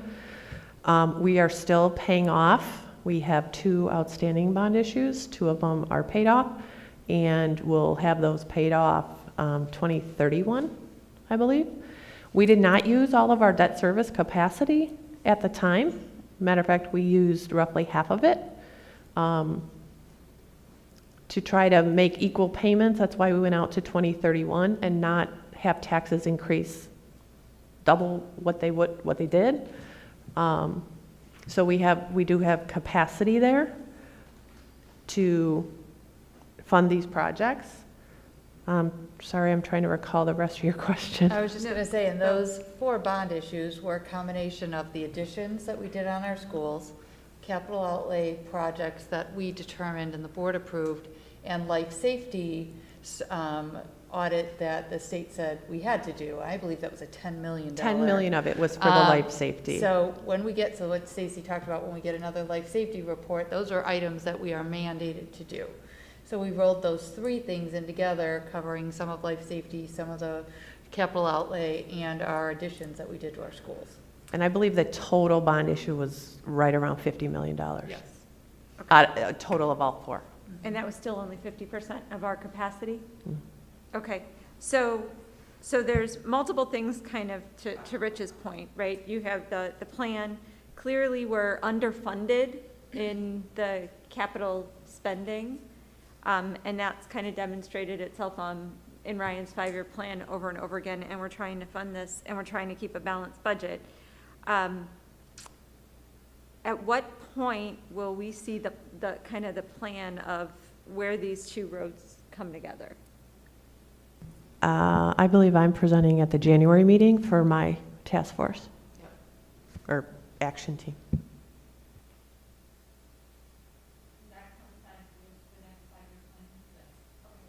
Well, so I'm sorry. So Ryan presented a 5-year plan at the last meeting. Yes. I'll present the 5-year financial forecast in January, as well as in the action team committee report. Anything else? So did a motion, right? We have And a motion. second, so I think. Take a vote on that. Starting with me, I'll say yes. Yes. Yes. Yes. Can't see pulling out of savings without knowing where the money's coming. No. Yes. All right, the motion passes 5-1. Moving on to the superintendent, freedom of information. Again, this is just an item we added at the last meeting, and you'll see this every month. These are any FOIA requests that were presented since the last meeting and the response date that was provided. All right. Any questions that haven't been answered yet? Yes. All right, moving on to strategic plan, student achievement goal update. I believe Dr. Fitzpatrick's going to do this one. Good evening. So our student achievement goal action team includes 20 staff and District 25 community members. We met twice as a individualized team. There were structured activities that were provided to the group to guide member engagement and positive dialogue. And through focused discussion, the group brainstormed and decided on 4 objectives aligned with the student achievement goal. Those 4 being increase inclusive practices, develop an assessment plan that encompasses qualitative and quantitative data and information, increase teacher competencies to meet the needs of all learners, implement consistent intervention and support across all district schools. And after finalizing our list of objectives and prioritizing them, we concluded with a discussion focused on the opportunities for determining and measuring our success for each objective. Then on Thursday, November 30th, all strategic plan action teams met together to share objectives and discuss overlaps and gaps and conflicts. All of the objectives will now be shared with staff who will begin working toward the objectives and overall goals of the strategic plan. All right. I know several board members were a part of that 30th meeting. Any questions? Lori, quick question, probably more toward Lori than you, Peg. So when would we expect to have all these strategic, or the strategic SMART goals of what we're going to do? When would we expect to see that as one packet? Because I'm just thinking timeline now. We're about coming up to about a year into these strategic goals. So, and you still have to implement whatever's coming up with. So I'm just trying to think long term. When should we expect something that we could understand? Thank you. I think I provided some information to the board ahead of time about that in terms of our process. So the step that we added this year was action team, goal action teams, where we invited more community to be a part of the process. So the last time we did a strategic plan, we didn't have that step, but there had been a strong interest in more voices. So we took a few extra months to do that piece so that everybody who expressed an interest could be a part of that. Now is when we get to the kind of the work of the day piece, where now the cabinet level team will take all that information. We will create a timeline of each goal and the strategies in that goal and when we expect to be able to accomplish those and how.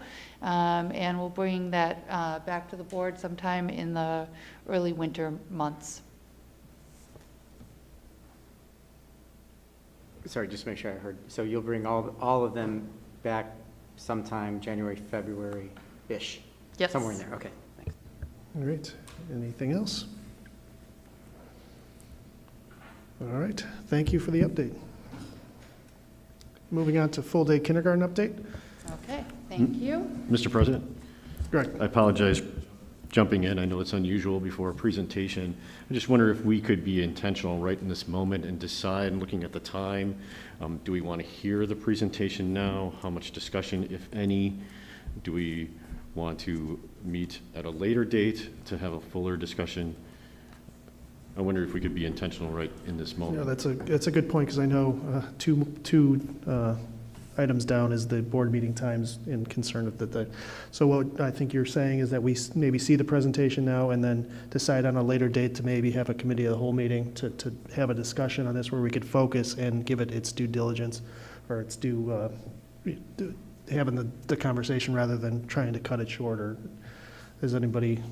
And if you want, we could save the presentation for a committee of the whole meeting, do it all together. I was going to say, to me, it would be better if we, I mean, I know people came here, but it would be better if we had a full meeting dedicated 100% to the presentation, conversations. The reality is this could be a 2-hour conversation. And I know last time you guys were here until 1 o'clock in the morning, and honestly, it's not ideal to get that. So. I think we're all really committed, but I think it's respectful for our community, and it allows us a little more time to dig in. But I saw some nods to, waiting on the presentation, but open to either. There's also a couple ways that you can do this, and Stephanie, if you would jump in here if I misspeak. So we could move on to the items after this on the agenda, and then make a statement that we want to continue this meeting and pick a day and time on when that would be, and then come back to that item. Or we have whatever we have in this meeting, close this meeting and schedule a special committee of the whole. The difference there is, in this second version, we would need to re-announce with 48 hours notice, as opposed to if you said, we're going to continue this meeting and it's going to be on Monday at 7 p.m., then it's all ready to go. So either way is fine. I just wanted you to, if we want to do, let's say if we're going to really just put kindergarten on its own meeting, schedule a whole special committee of the whole, then we need to make sure that when we decide that date that we give 48 hours to the public to know. Mr. I just President. Yeah. Sorry. Go ahead, Anisha. No, go ahead, you started. Okay. Point of clarification.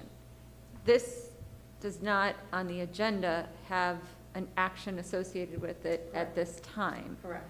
So is it possible to have the presentation and still follow up with a meeting of the whole to actually then absorb and then conduct the discussion if we follow the rules around the notification and everything on the meeting? Absolutely. The only thing I worry about there is, is it going to be so far away from when you had the presentation that we'll have to do, the. Okay, fair enough. I just want to kind of add to that perspective, Mr. President, is that, when we send an agenda out to the community, the community is waiting for some kind of, to hear about it as well. And I know this topic, like all the topic, we have a very invested community, which is excellent.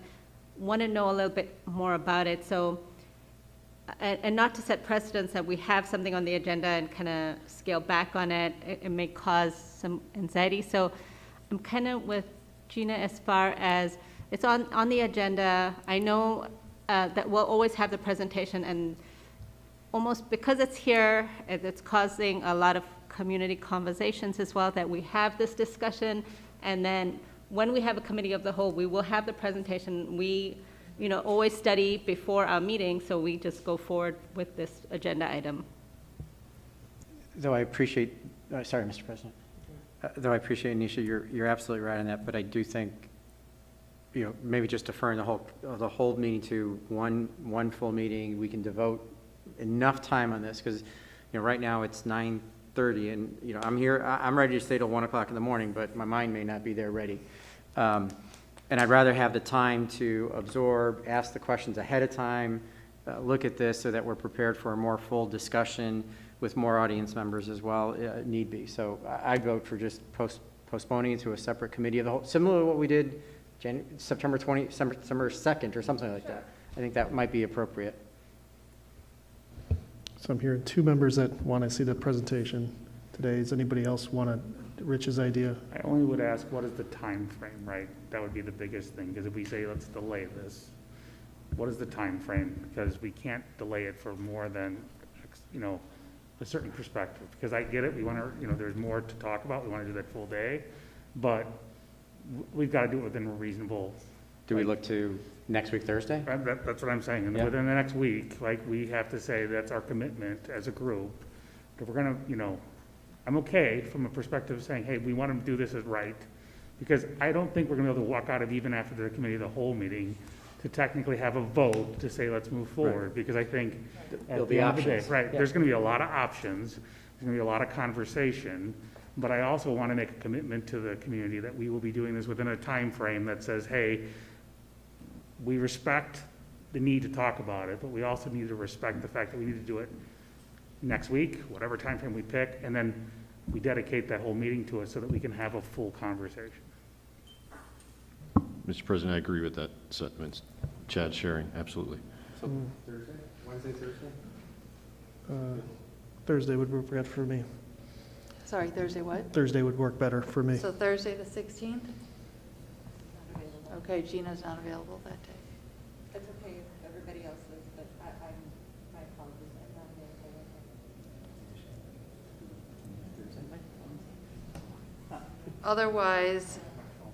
Otherwise, just to throw it out there, do you want to do Thursday, January 6th, our first week back? If there's, Mr. President, if there's a way we could look at next week, even if it's a different day, Okay. and if it's not doable, I guess we'll go there, but next week would be my preference. Mhm. My apologies, I'm traveling. No, it's a rough time of year to be scheduling all this stuff. So if everybody else is available the 16th, at least there's 5 of you. Gina wouldn't be there. We don't know Brian's schedule. I'm available on the 16th. Is that? All right, 16th it is? Yeah. Well, I'm just looking at my calendar here. That's all I'm looking at. I'm So- not turning off my phone if you All don't. right. So, Chad, do you want to let me know in the morning? In the morning and let you know, but I'll make if it's at night, I'm fine. Okay. Usually. Do we want to set a time, 7 o'clock earlier, 7? Yeah, 6:30. Mhm.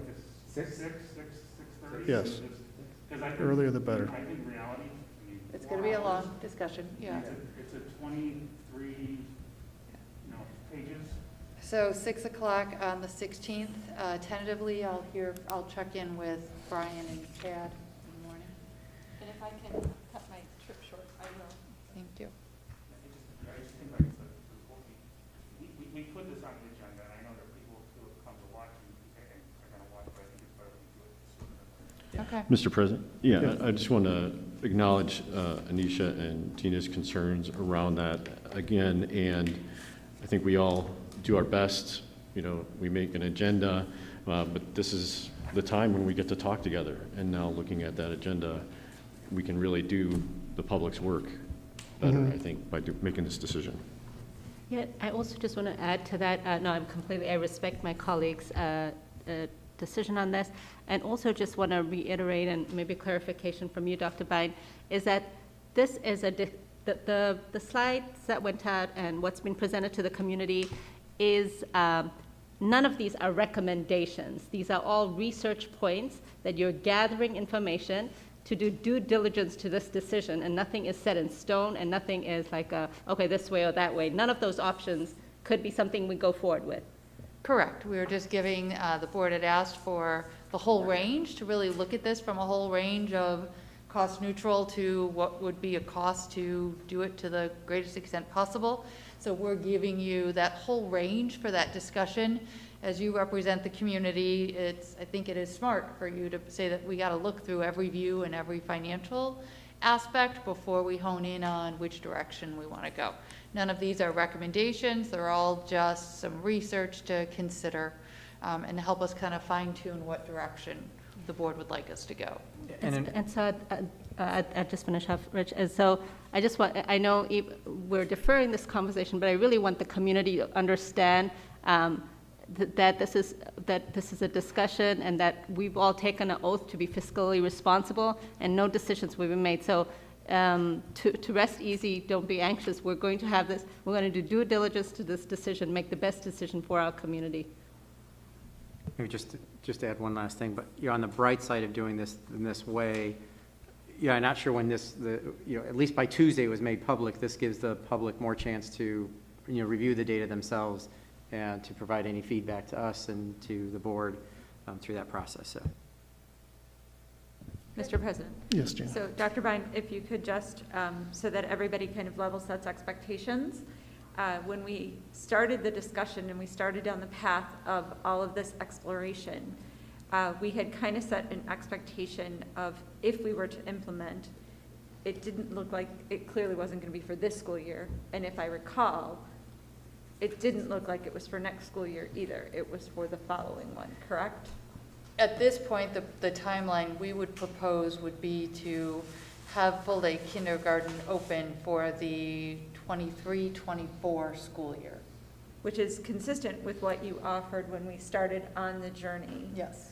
Okay, and now there are some pieces, right? So if, for example, we need to look at some financing options, there's going to be some timelines that if we miss, push us back. But at this point, we feel that we still, if we, moving this meeting, that we still could be on target to do, looking at all the possible options the board could consider, and whatever option we move forward with. At this point, we feel pretty good that we'd be opening with full-day kindergarten in the 23-24 school year. so I would ask that we make sure that we articulate any risk to that associated timeline with backing into when a final action item would need to be taken so that we're ready for that discussion.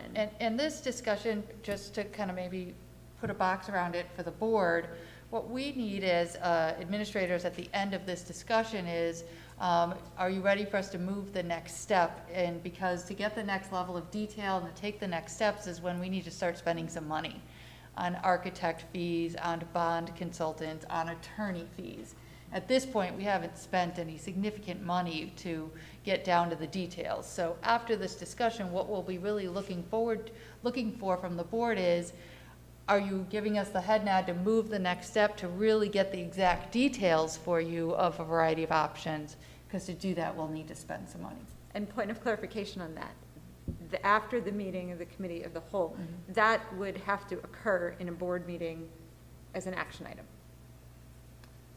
At the committee of the whole, the board can say, yeah, we're ready, we're okay with you moving ahead based on this general information. Okay.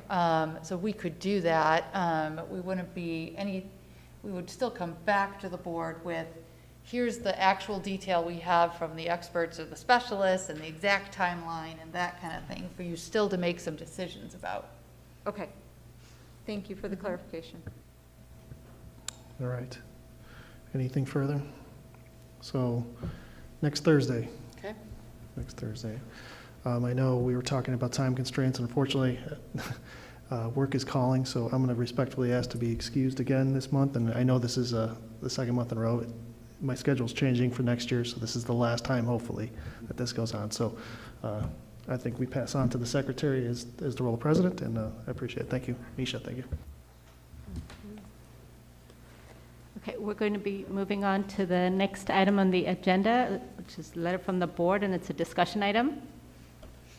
So just as a reminder, board had brought this up a few months ago of wanting to have an opportunity to talk with each other about whether the board is interested in writing a letter to describe the challenges our district has gone through during the pandemic, including a response to the related executive orders. So this is on the agenda for the board to begin that discussion. Is that something that you want to do as a board, et cetera?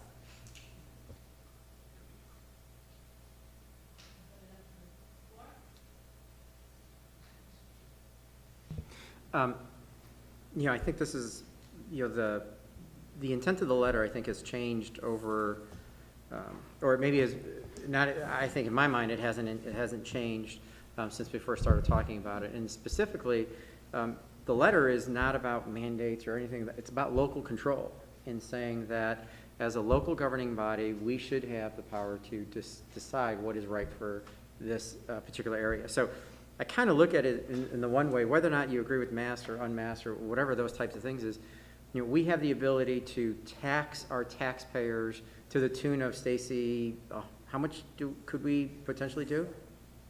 How many? $66 million. So we could almost, I mean, literally tax our budget, our annual budget, almost, like 2/3 of our annual budget, and just do it, right? We have that authority to do. Yet there are many things that we're being limited to by not looking at what's in our particular area.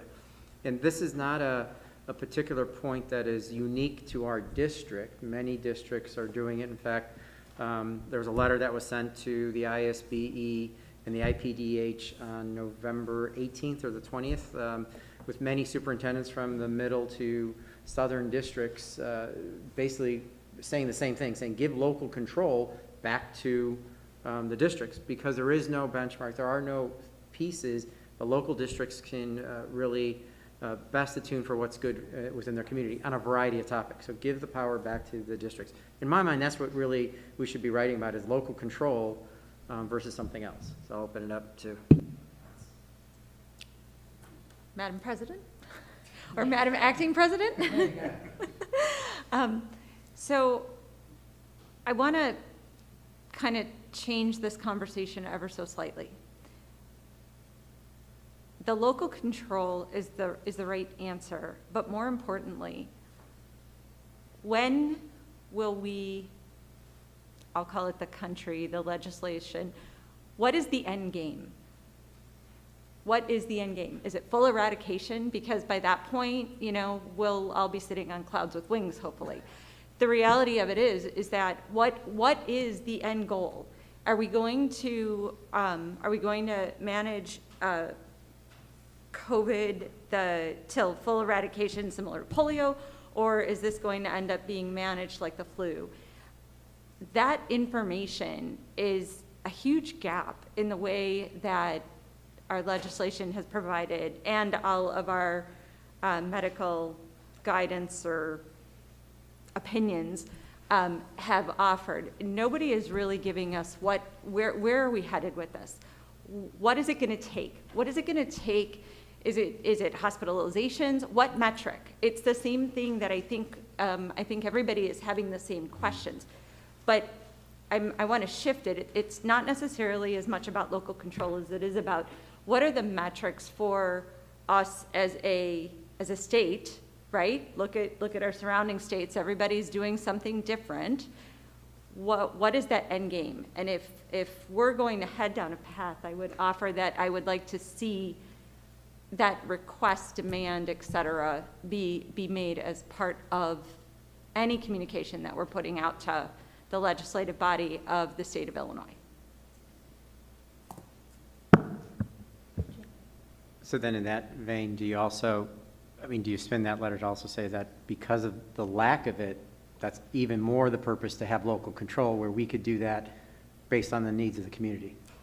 We could absolutely look at it from that perspective, but I would love somebody to articulate what is that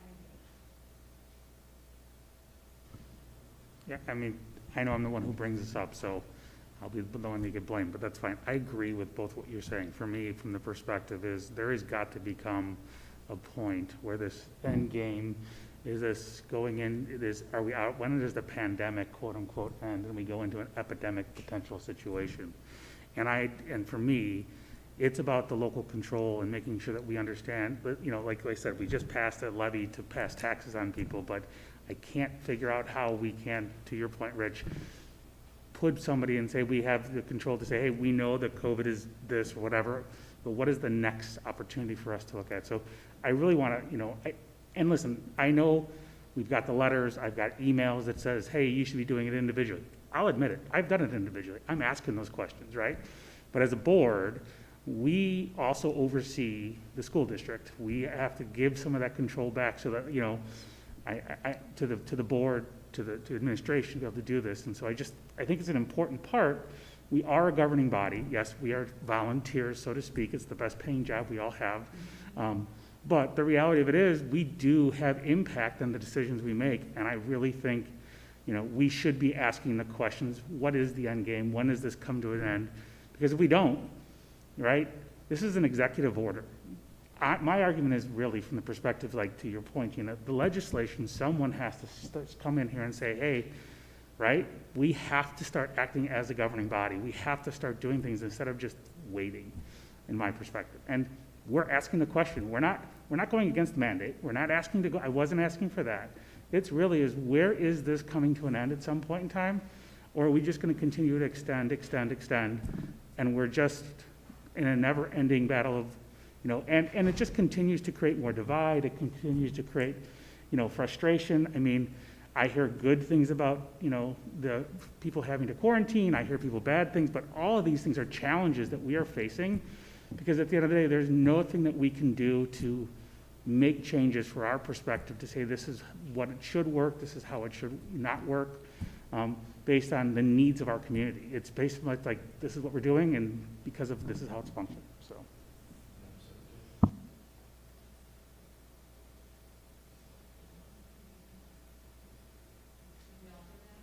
No, I'm Oh, there we go, I'm back. If I could. So, Chad, you suggested this quite a while ago, and to sit at this table is to be presented with the challenge of understanding your colleagues, right? And I want you to know, in particular, that I've done a lot of thinking on this, and so I understand how a board member could sit here and have a desire to take the action you're suggesting. I think that's the same desire that would lead someone to even want to sit at this table. Absolutely. And I understand any frustration that's being expressed here. What's the end game? How do we get out of this situation? And we're all frustrated with the pandemic. We can all extend empathy to that sentiment. Because it's been a challenge. I saw it before I sat on the board, and I see it now, to address a community and really work toward unifying the community.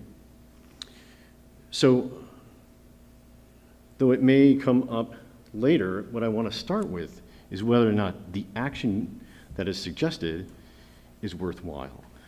The underlying thoughts, those are a different discussion.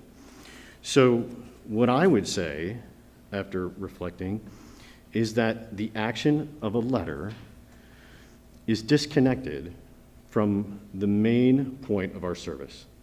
And I'll go back to the document that we all adhere to, our governance framework. It's under the board job description. It's in letter A.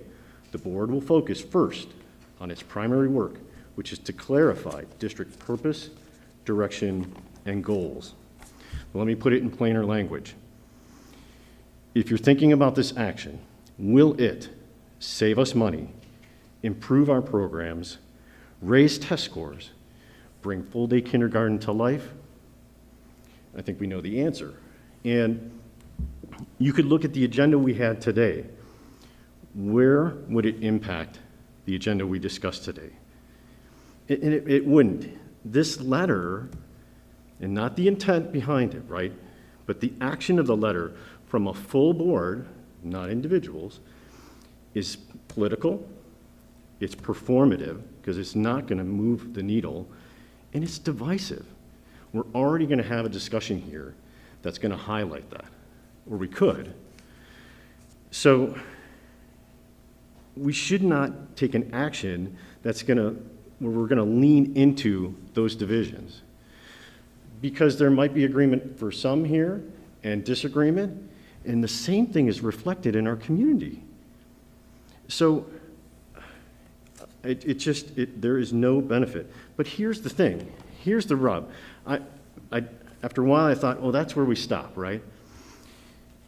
And then I remembered a letter that came through our email on July 8th from our own association. And here it is, from Tom Bertrand, our executive director, and I'll just give you a little excerpt that came. He had a dialogue with the state superintendent and then sent a letter to Governor J.B. Pritzker urging guidance that allows locally elected school officials to determine what mitigation measures should be implemented to keep their district safe and create productive, healthy learning environment for the students. The letter, let me just give you a couple excerpts here. sent to the governor says, as the state emerges from the pandemic, it is important that decision-making regarding COVID-19 mitigation measures for public schools be returned to locally elected boards of education.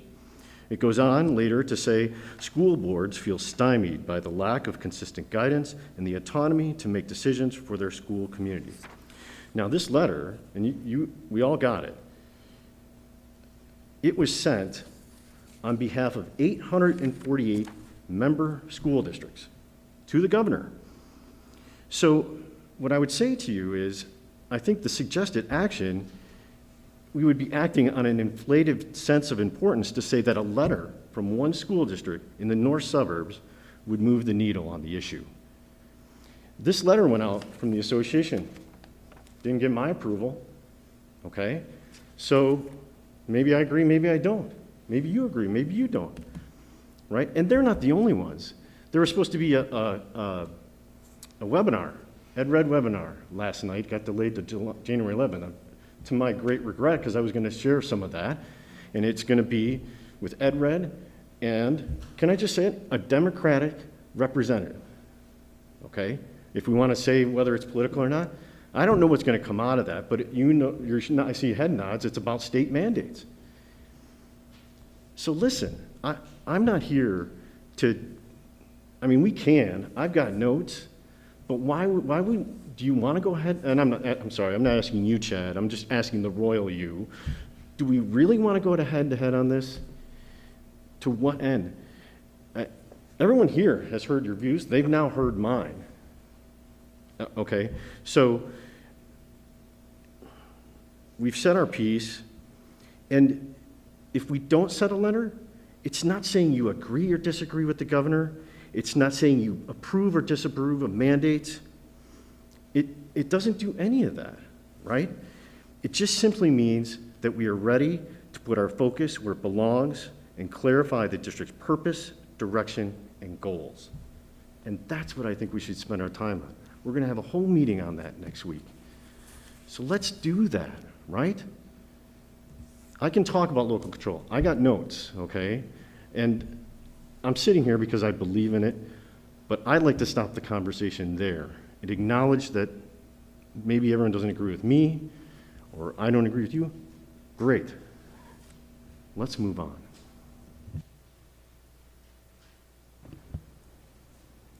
Thank you for all the comments that came so far. I'll add to the comments as far as I acknowledge the comments that came through, and Chad, I know you brought this up, and I acknowledge your sentiments with the intention and so forth.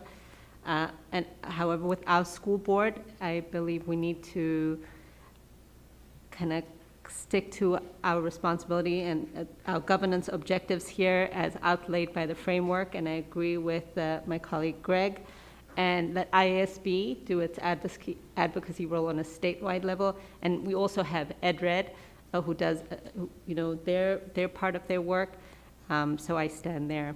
Are there any other comments or discussions on this topic? Yeah, no, Greg, thank you, Greg and Anisha. I do appreciate that.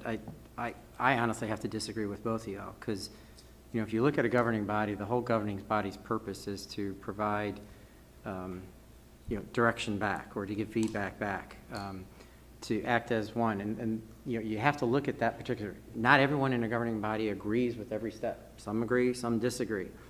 But you know, IASB, great. It's an association of everyone.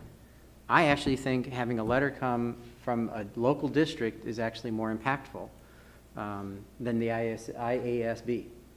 Because to your point, you don't know if you agreed with it or didn't agree with it. That's one person or the association's agreement on it.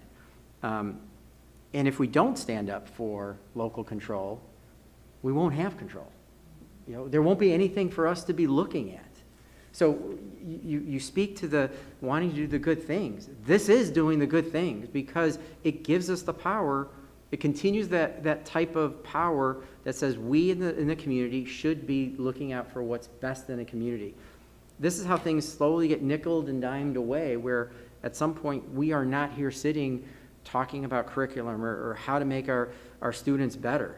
We won't be here at all Because there'll be someone in, Springfield making that decision for the entire state that says, here's the curriculum you'll be following, and this is how you'll do it, and this is how much you'll spend on every particular piece. So I kind of disagree with that particular thought. And I guess at this point, we need to, if at some point today, we need to provide some guidance back to Lori to say, draft something or move away from this particular piece. That's at least my thought. I don't know. And I would respectfully request that if there's something the board wants to do, that a board member draft it. If that is something, if the board wants to pursue that a board member draft it. Again, it would have to come back to an open meeting for discussion and action or a vote on the board on whether they want to submit the letter or not. I also kind of want to push back a little bit. Thank you for that clarification, Dr. Biden. I also want to kind of push back as far as the one agency I didn't mention is the Illinois State Board of Education. And as far as local control goes, we govern under the framework that we took an oath on, right? And so, but there's many regulations that come to every school district from the Illinois State Board of Education, and that are not made here at the local front. And so we are part of that as Illinois State Board of Education as well.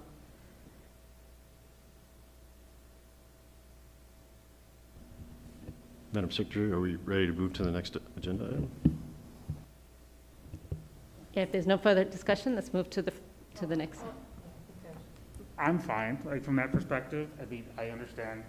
I think the question is, right, do we want to, I understand. I don't want to put this on Dr. Biden. That's not her area of expert. That's not what she was hired to do, right? This is the board, that's why I wanted to have the conversation. And I think it's also, without having, I know we have we have to do this in open meeting. There's no way other to do this, right? That's the reality of it. We don't have Scott, we don't have Brian. I know the public is divided, to your point, and I understand the action and all that. But I still feel like, I wanted to have this conversation because at the end of the day, I feel like it's important that we, people are thinking that we're just sitting here and we're just taking it. Let's just be reality, right? And I think we have to Bridget's point, bring back that, like, a letter, the intent of the letter is not to be blasphemy, or it's just really like, hey, we have to, like, to your point, with the ISBA when they sent that, we have to bring this back. At what point will we get these metrics, and what point? Because here's the thing, we have to start preparing that this started in 2020. We're going into 2022. Are we going to go into 2023, 24?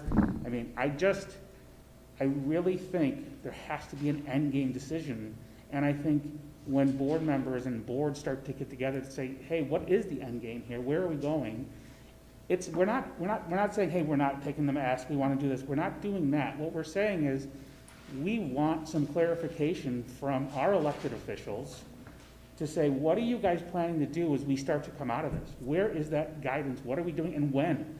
Because to continue down this path of just sitting here and waiting, as Rich said, I still think we are going to it just continues to erode at what we have today. And I understand, right, there's no other way we can have this conversation because of being elected officials, because of open meetings. I can't do this, and I can't say, come over to my house and let's do this, right? Because the reality of it is that violates every rules of the Open Meetings Act, right? So that's why I wanted to have the conversation. I know, Scott and Brian are not here, so I think instead of wasting more time with the board from your perspective in an open meeting, maybe I will individually reach out to Scott myself, and I can individually reach out to Brian, because that's allowed by, right? If they tell me I'm not interested, right? I've heard opinions, and if they tell me they're not interested, it's done. If they tell me they are interested, then I will be bringing it back, but I'm going to ask, because I think that's the only fair thing with them not being here, and we just have that conversation. Madam Secretary, respectfully, Chad, you're absolutely right. You can take those actions, but I would not say that's an equitable solution at all, because I haven't had that conversation. So now do I need to call them to present my view, to convince them? Do you see what I'm saying? Maybe that's a discussion you and I need to have separately, but. So, and again, like I said, when I say I don't mean like it's just gonna be me. If you would like to have a conversation with them too, and give your opinion, I'm fine with that. I just think it's important, right? We've been sitting here, I've been sitting here for this entire time, the entire last year and a half, and it's like, I will still go back. When we had local control, we were doing this when there was no vaccine. We asked the teachers to come in every day. We asked this to be done. We've asked a lot of these people, okay? And now there's a vaccine. Now there's all this other opportunity. And I'm not turning this into like that, but the reality of it is, we asked people to do things when there wasn't all these mitigations, and now there's these mitigations, and we're still playing, a game with people and stuff like that, okay? I'll admit, I work in an industry where I ask people every day to show up to work and service the patients, okay? We did this before, we did this after. We're not changing the way we're doing things, okay? And I understand that, but I feel like in this situation as a board member, we just need to be clear that we have to have these conversations, and I get it. I know people that I don't want to waste everybody's for another 2 hours talking about this, so I'm willing to have a conversation on sidebar, Greg. We could just take it from there. And if we want to meet individually with the 2 other individuals, you can meet with them, I'll meet with them. I'm good with that. And we can end it there. I just wanted to have the conversation, that's all. And again, I'll just remind the board that this can also be added again, right? If the board, needs to have some more discussion, it can be added again to another meeting.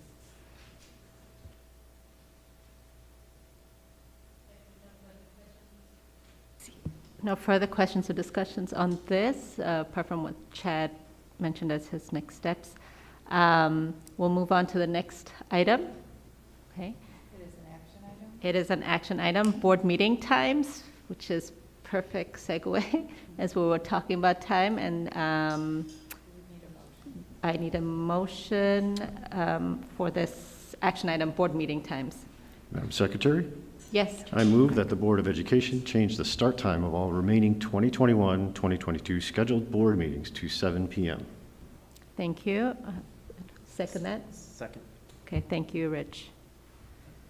And I'll just mention for the board, so that would mean that we would back up our closed session start times typically to 6:15, although those do vary depending on the items that we have for there. But this should, again, help us have some more time to have discussions, but not go to the 1 o'clock hour like we did last. Madam Secretary? Yes, Rich. Thank you, Lori, for that. I was wondering if maybe not, because this brought up the thought process and probably can't be done today, but maybe brought up again at a different board meeting, is the dates of the board meetings. Today is the District 214 board meeting. And so I started looking at, what's coming up in January, February, March. And so we have 8 meetings left, 5 of which coincide with District 214. And I was wondering if we could make that switch so that we could attend 214. There are some of us that have an interest in 214 because their kids go there as well. So sorry, to attend those board meetings. Of course, the board can have that conversation. I'll just add, right, that we do that every year. We decide in April what the meetings are going to be from July through the following June. And that sets the board's schedules, the administrator's schedules. We do a lot of scheduling of school events around those. So there are many people who are involved who plan for the year. So changing the dates could be a little more difficult. Again, we can add it onto a future agenda.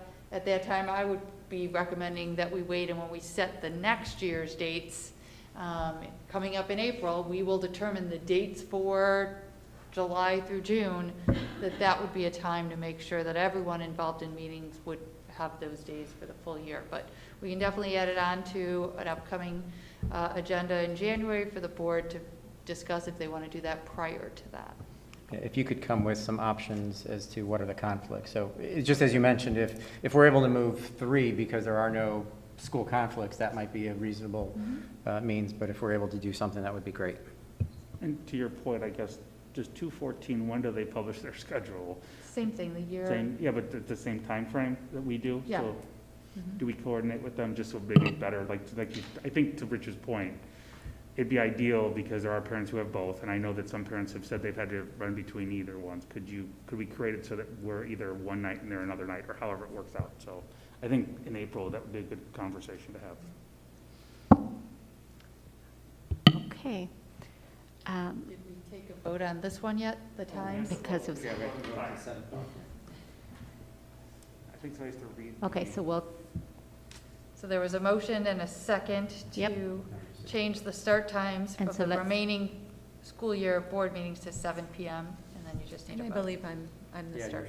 Okay. yeah, go ahead. Thank you, Jeanette. Starting vote. Yes? Yes. Yes. Yes. Yes. So that's 5-0. 5-0. We're dwindling down today. Okay, we'll move on to the next segment of our agenda, which is community input, where public may address the Board of Education. And we have one public comment here from Christy Withero. Thank you, Christy.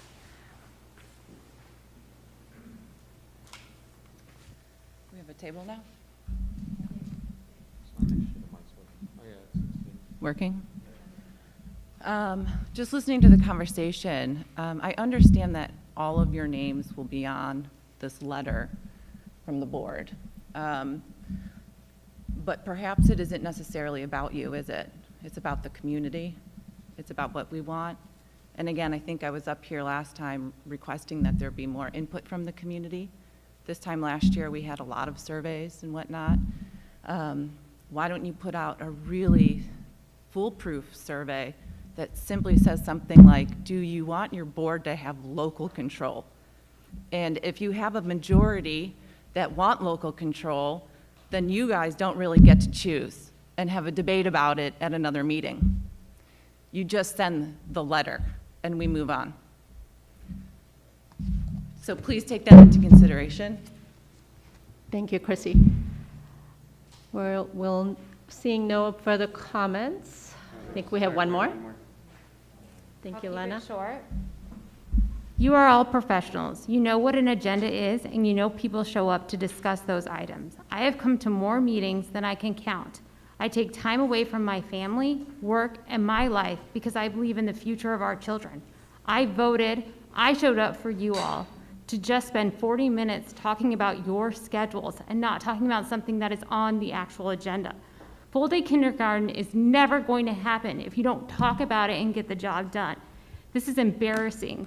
You can't just make up rules 2 hours into a meeting of what you're going to talk about. And Greg, you spent 20 minutes on your conversation about not wasting time, but you just did. I'm beyond disappointed. Guess what? I can't come next Thursday. It's my daughter's birthday. No one asked me my schedule. Maybe you should manage your time better. Look at the items on the list and then decide before the meeting. Thank you. Thank you, Brittany. We're moving on to the next agenda item, seeing no other comments, right, Lena?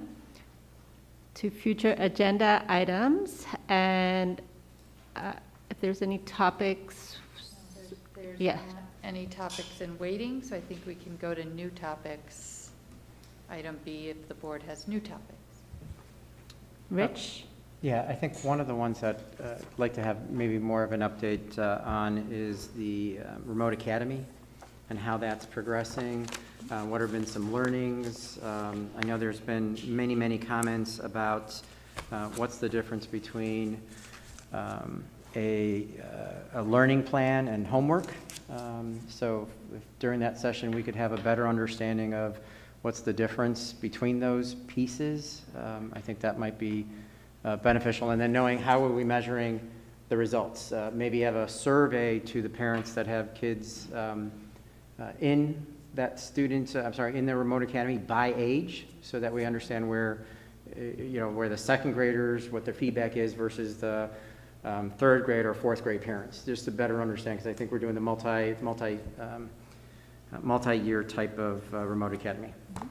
Okay. Can I camp onto that, please? Yes, go ahead, Gina. So maybe speaking of, and it was it's actually true. I don't think we've done nearly as many surveys this year as we did last year. So maybe we could get some community feedback on the remote academy. And then the other point of clarification that I'd like to see added to that agenda item was,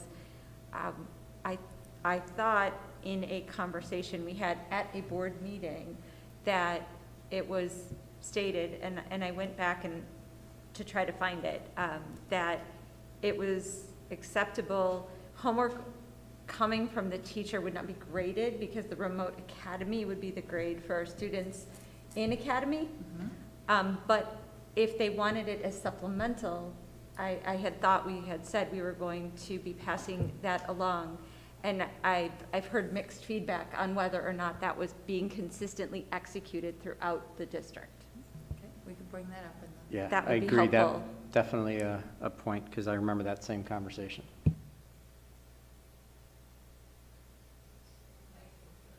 Okay, I agree with Rich and Gina. An update would be great on Remote Academy, and seeing input from our community as well is important. Any other new topics? Okay, seeing none, if we could take, I believe, a motion to close the open session. Madam Secretary? No, we don't have to go back to close. Closed We session. can motion to adjourn the meeting. Yes, motion to adjourn this meeting. Madam Secretary? Yes. I move that we adjourn the meeting. Second. Okay, thank you, Gina. Thank you, Rich. All in favor? All in favor? Aye. Okay. That's 5-0. Good evening, everybody. Thank you.